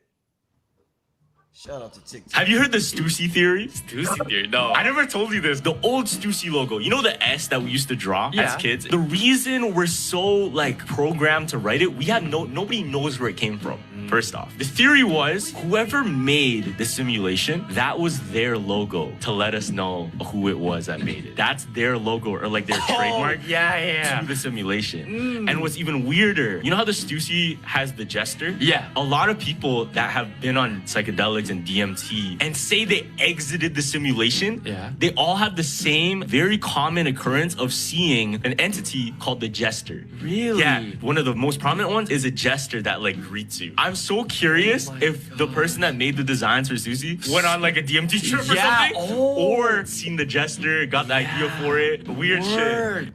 All right, so now this is hilarious because this is they're saying whoever made this simulation, this is their logo, and they talking about people on DMT seeing the jester when they leave. And it's funny because I always talk about this channel, I'm not into DMT and all that a lot. But I did do Bufu. It was an album release I had with Loaded Lux at Cambada, and Hank administered, gave us some Bufu, and I'm like, oh wow, I can't wait to let me see what happened. I never did this type of stuff before. Let me see, and I took it, and I'm sitting on the park bench, and I just heard laughter. I just heard ha ha ha, just a bunch, and I'm like, I felt like I got robbed. I'm like, that's it, just laughter. Cambada's running around the park and shit, acting like he's possessed this shit. I'm just sitting there hearing laughter and shit. So it was funny to see this saying you see the jester, but I gotta know what y'all think about that's in cardology. The Joker is the Joker is the Jack of Spades. It represents the next level that you're going to. Just like that's why they use it in tarot. The first card is the Fool, which is also the Joker or the Jack of spades. It represents spiritual initiation. So it realizes, it represents you have entered another level to the game. So prepare, So this is what it is. What about the logo? What y'all? And Y'all that's think there's also any? your karma card, by the way. What's my karma card? What, the The Joker? Joker, the Jack of Spades. Wow. Yes, that's your karma card. So what I gotta be careful for, or what I? If that's Well, my you card. open up portals for people. Okay. Okay. Oh, okay. I see what That's you're what saying. you're doing now. When you Right. when you have shows and you expose them to new spiritual knowledge that they didn't have, you're opening up a portal to another level for them. Interesting. She's great at cardology. If any of y'all, I've been talking about it for years. If you didn't get a reading in cardology, you definitely need to tap in with Aquarius, y'all. But yeah, any other comments on that logo that we? That was a I used to wild write it thing. as a kid. So Yeah, we I all did. It's crazy. Yeah, I did too. Graffiti. Yeah, but I ain't even know nothing about it. I just thought it was something fun, and we were just doing it in the class, or we'll do it on our notebook with an eraser or whatever. Yeah. We were all tapping into the Akashic records. We did it without anybody teaching it to us, right? So we have some sort of connection there, like. Yeah. No one knows where it started. It's just something that we did. It's like, Indeed. Let's do one more question. This is good. I don't want to keep y'all too long because we've been on here over 2 hours, but this is good. Let's do another question. Let's do another question. Let's get to the chat. Let's see what okay. I see this one. Do any of y'all know how about anything to do with a Heyoka empath? Does any of y'all know what that is? A Heyoka? No. All right. I've definitely that is a native archetype. I've definitely heard of that. What is it that they want to know specifically? Because there's different types of empaths, but the overall description, I think, pretty much is the same in terms of the role of the empath. Is there something specific they're asking? Right. If there's anything specific, let me know. Give me another question as I scan the chat. Shout out to Erin Lyons. Y'all seen her on the channel. That's Adawale's wife. Shout out to Erin Lyons in the chat. Shout out. Let's get to some more questions, family. Okay, all right. What are you guys most excited about as we continue to segue through these last few months, knowing what we know about the abrupt changes happening in society? Loaded question. It is. I guess most excited about. I mean, I'm really be honest with you. Me in this particular time of my life, and I'm just excited about like stuff like this, man. Co-creating with other like-minded people, or even people that's just ready just to have an open mind to do these kind of panels and do this kind of conversation, because it's great that, like you said, Aquarius, that we are good conversationalists, and being able to have these conversations and then to better build on them in your own life, no matter what society is doing, to be able to still cultivate, whatever it is you have. I like to say that I want to keep having dreams, but I want to have so many dreams that my reality starts to be my dreams. You know what I mean? So I want to be in that space, but I love that for me, but I really love it for other people as well. Like I think we all can build and do all the different things that we do. So Aquarius, I hope you do more businesses, top Phoenix. I hope you continue to do everything that you do. I just hope you continue, you got your son, you got everything that you're doing. So Rich, you keep doing your thing. Like you said, you're a portal. That's powerful, bro. Because you do connect and bring a lot of different ideas and different things together. And then even when people don't, it's funny. At least I never seen it. Even when people don't necessarily have the same school of thought, I never seen them go back and forth in like a animosity kind of way when they're here on your show. So I mean, that's powerful within itself, man. To be honest. Indeed. Let me just say something real quick before you answer. Just something I'm excited about is Aquarius talked about it with the Joker, is getting to the next level in my journey here in life. I feel as though I know what the next level is, and in a way, I kind of shied away from it somewhat. And I look forward to mentally being ready to get to that level now, because I know there's certain aspects of that level that I kind of shied away from. I'm like, I know I eventually got to get to that, and you just kind of push it to the side. But I'm kind of excited to get into that level. So I would say that. Well, go ahead, y'all. I'm very excited about this experiment called America coming into what it was. I'm very excited about that. I know y'all have heard me before. I'm firmly, this is an experiment here in America that is unique to this whole planet. And I'm super excited in terms of like where we're going in the next 50 to 100 years, where we're headed. I mean, don't get me wrong, it's rocky, but it's rocky as hell.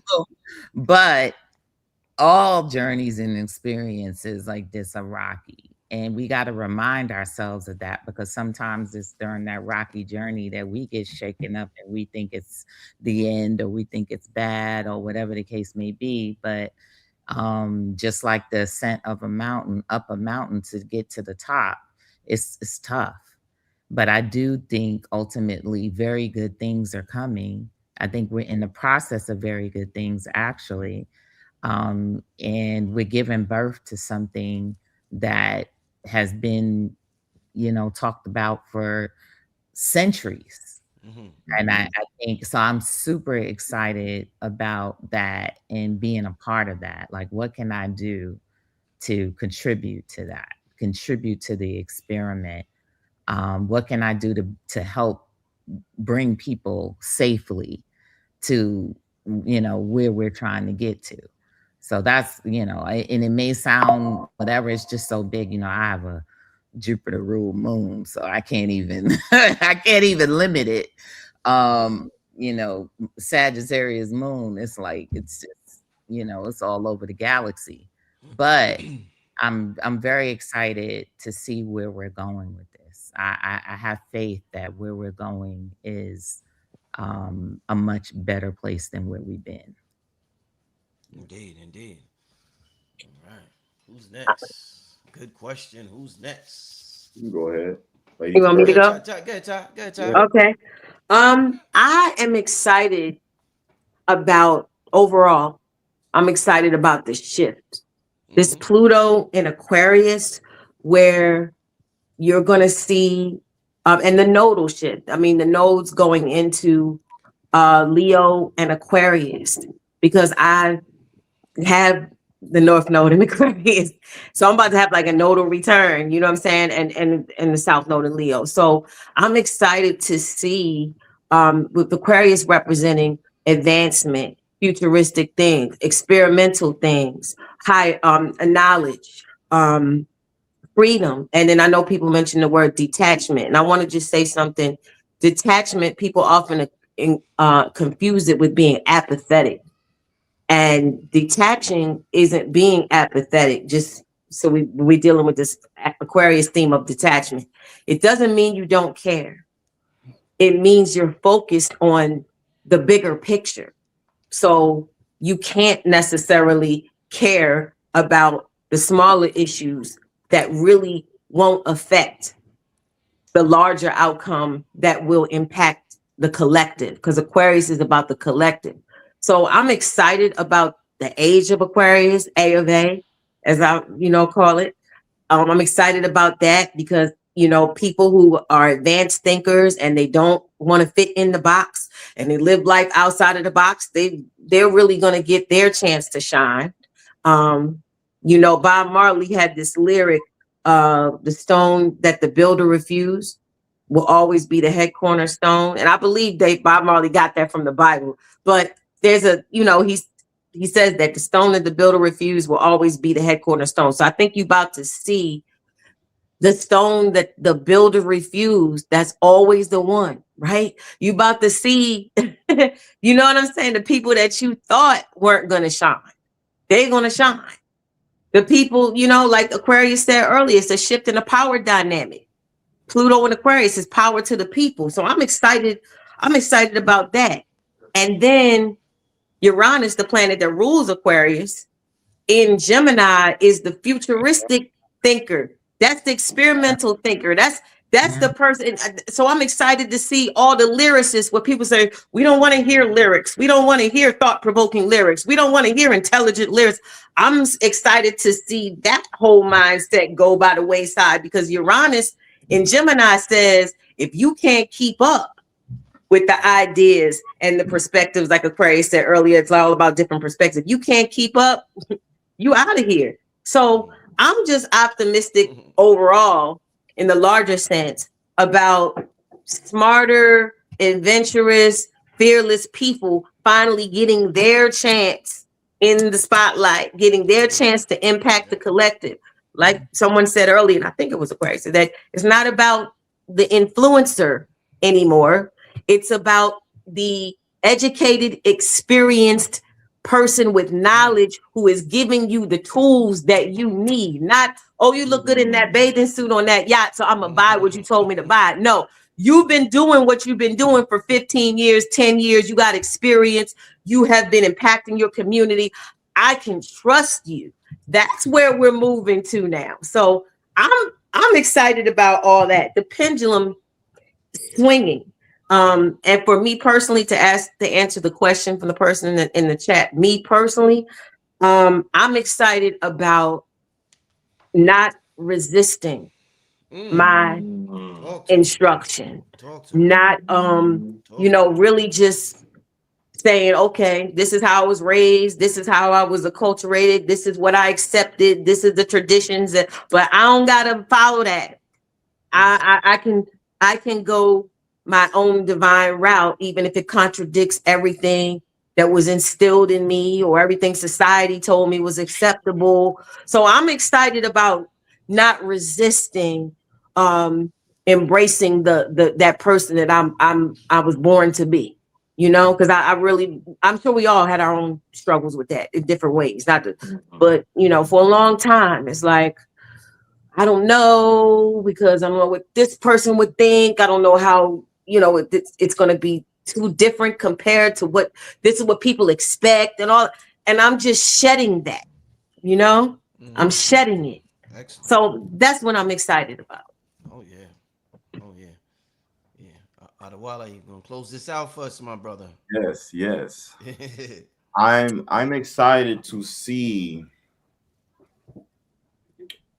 the people who are the embodied teachers and how they build the heaven on earth.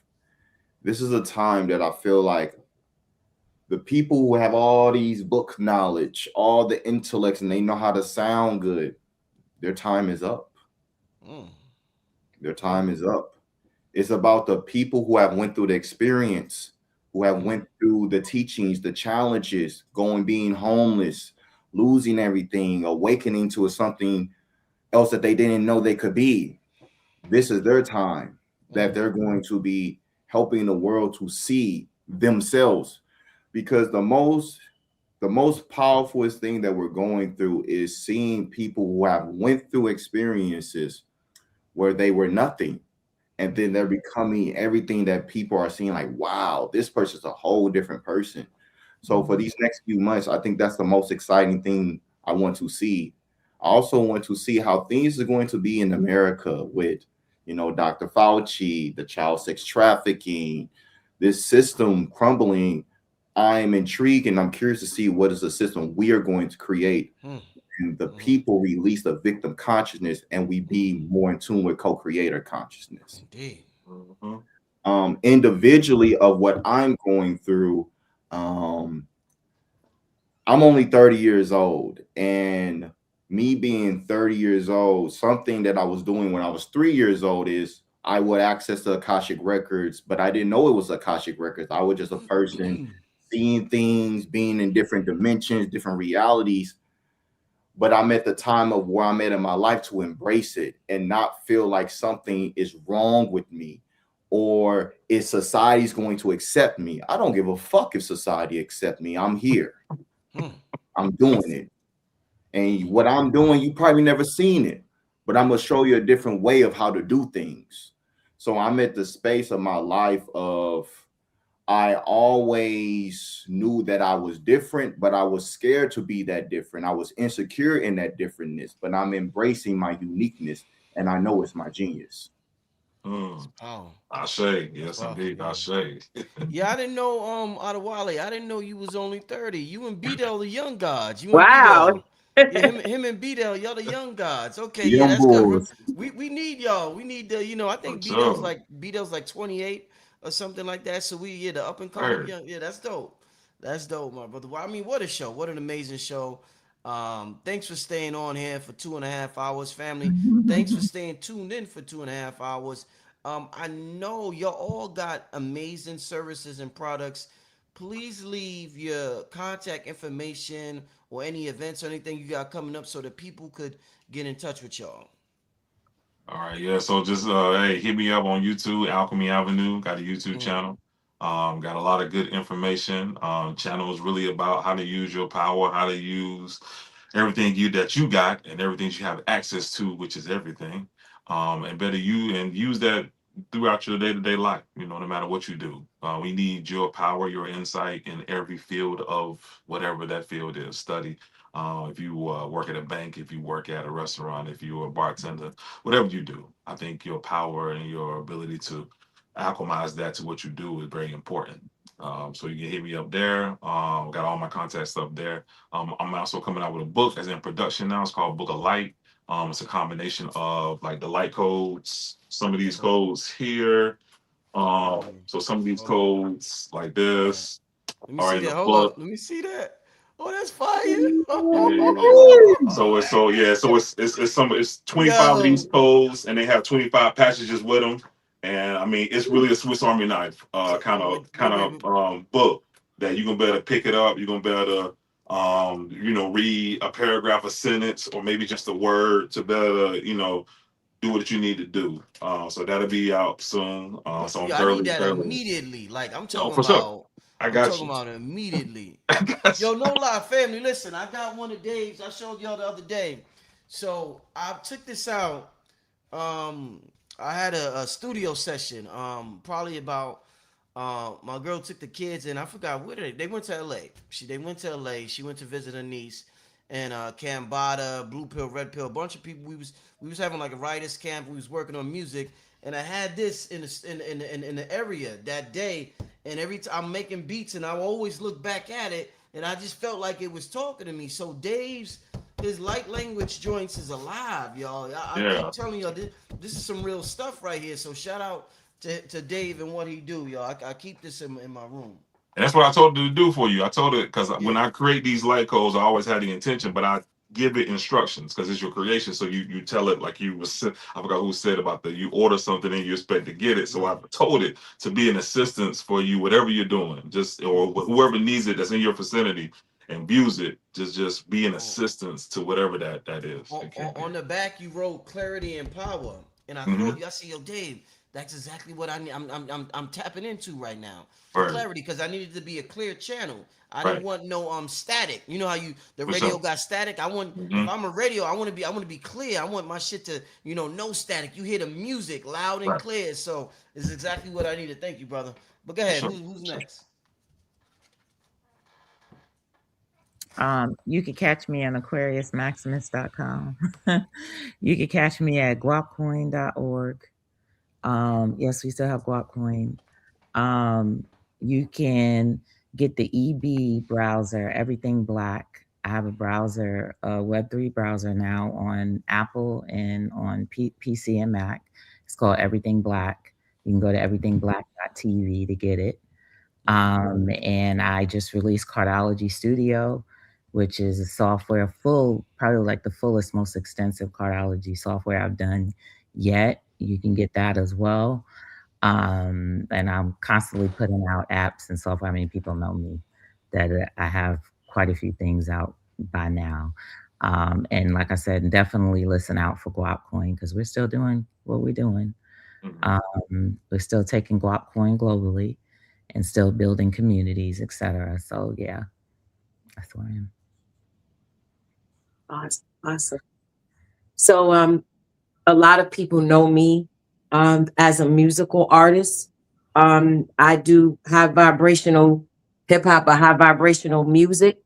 So you will always walk away with something when you listen to my music. The most recent song I released is called MCE. That stands for Main Character Energy, because Leo season is main character season. So, and if you go to my Instagram, which is Tiye Phoenix, no spaces, no underscores, TIYEPHOENIX, just like the city in Arizona, Phoenix, spelled TIYE Phoenix.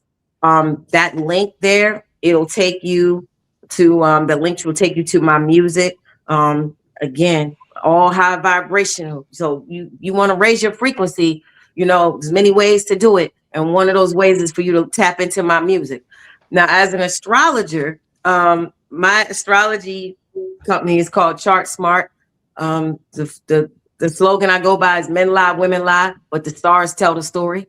And that's the truth. So, and that same link on IG will take you to my site, where you can get a variety of astrology products. If you heard a lot tonight about this degree, the nodes, and you like, I want to be more well-versed in astrology, I have videos on my site that you can purchase, very inexpensive.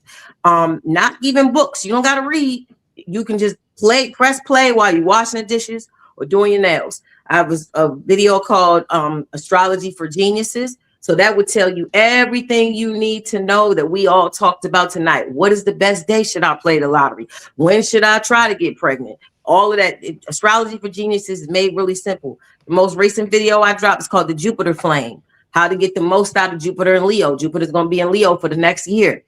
You want to know how to get the most out of it? That video is on there. I got a video called Merging the Shadow work for all 12 zodiac signs. So the shadow work that a Leo does is different from the shadow work that a Capricorn has to do. So I have all these videos on my site, and they're, like I said, very inexpensive. Go to the site. And of course, you can order a reading. You can order a birth chart reading. And I normally give a discount for whoever's birthday it is. So it's Leo season. I give discounts if your birthday is happening in the season. So tap in to the music. Oh, and I'm on TikTok as well, but it's Tiye Phoenix 713. There's fake pages on TikTok, but who cares?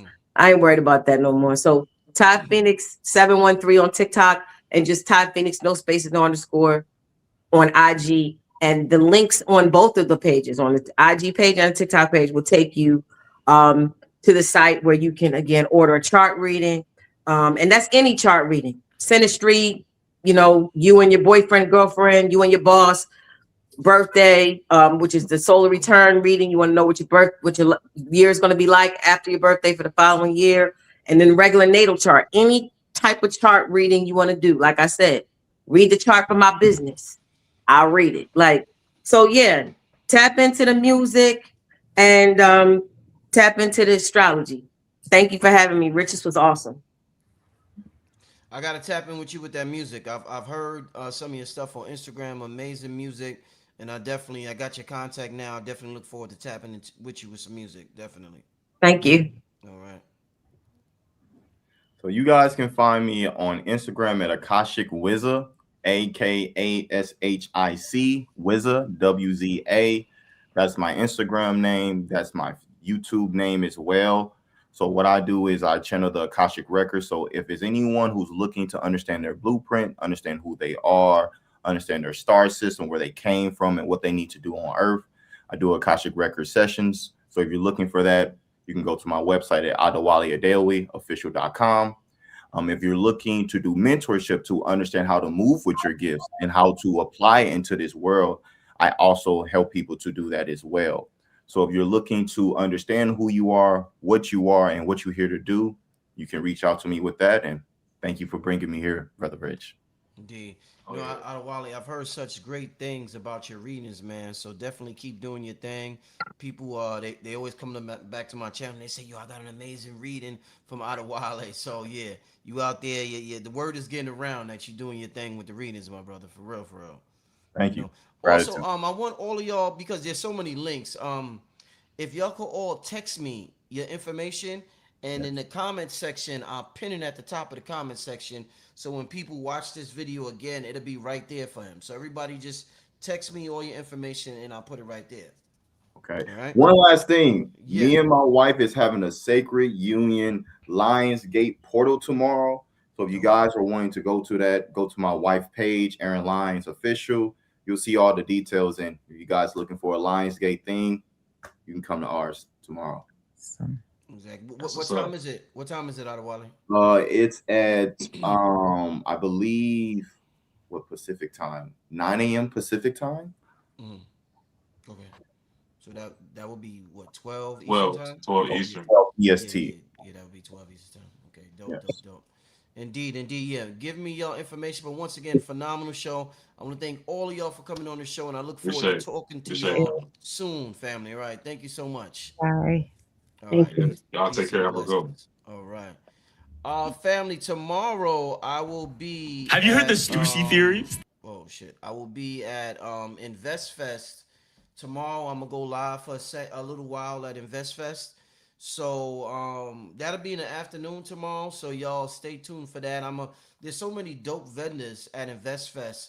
So I'm gonna go live for a second and just let y'all see some of the vendors. You know, these are like unique vendors that, you know, we don't see that often. I know blue and red pills out there. I think KT's out there with a table. But yeah, I'm gonna go live probably around 3:00. So y'all could tune in around 3:00 for that. But wow, what an amazing show tonight, huh, y'all? What an amazing show. What y'all thought about this show tonight? We ending late. I've been on here for 2 hours and 36 minutes. Yeah, it was an amazing show. And we're bringing tomorrow's the 8/8, so you know, we right on time, you know what I'm saying? Shit. Shout out to Mama Kali. I see Mama Kali hit me up too on a text. She enjoyed the show. Shout out to her. I told you I'm gonna have that sister on soon. Yeah, Red posted some of his videos today. Yep. Yeah.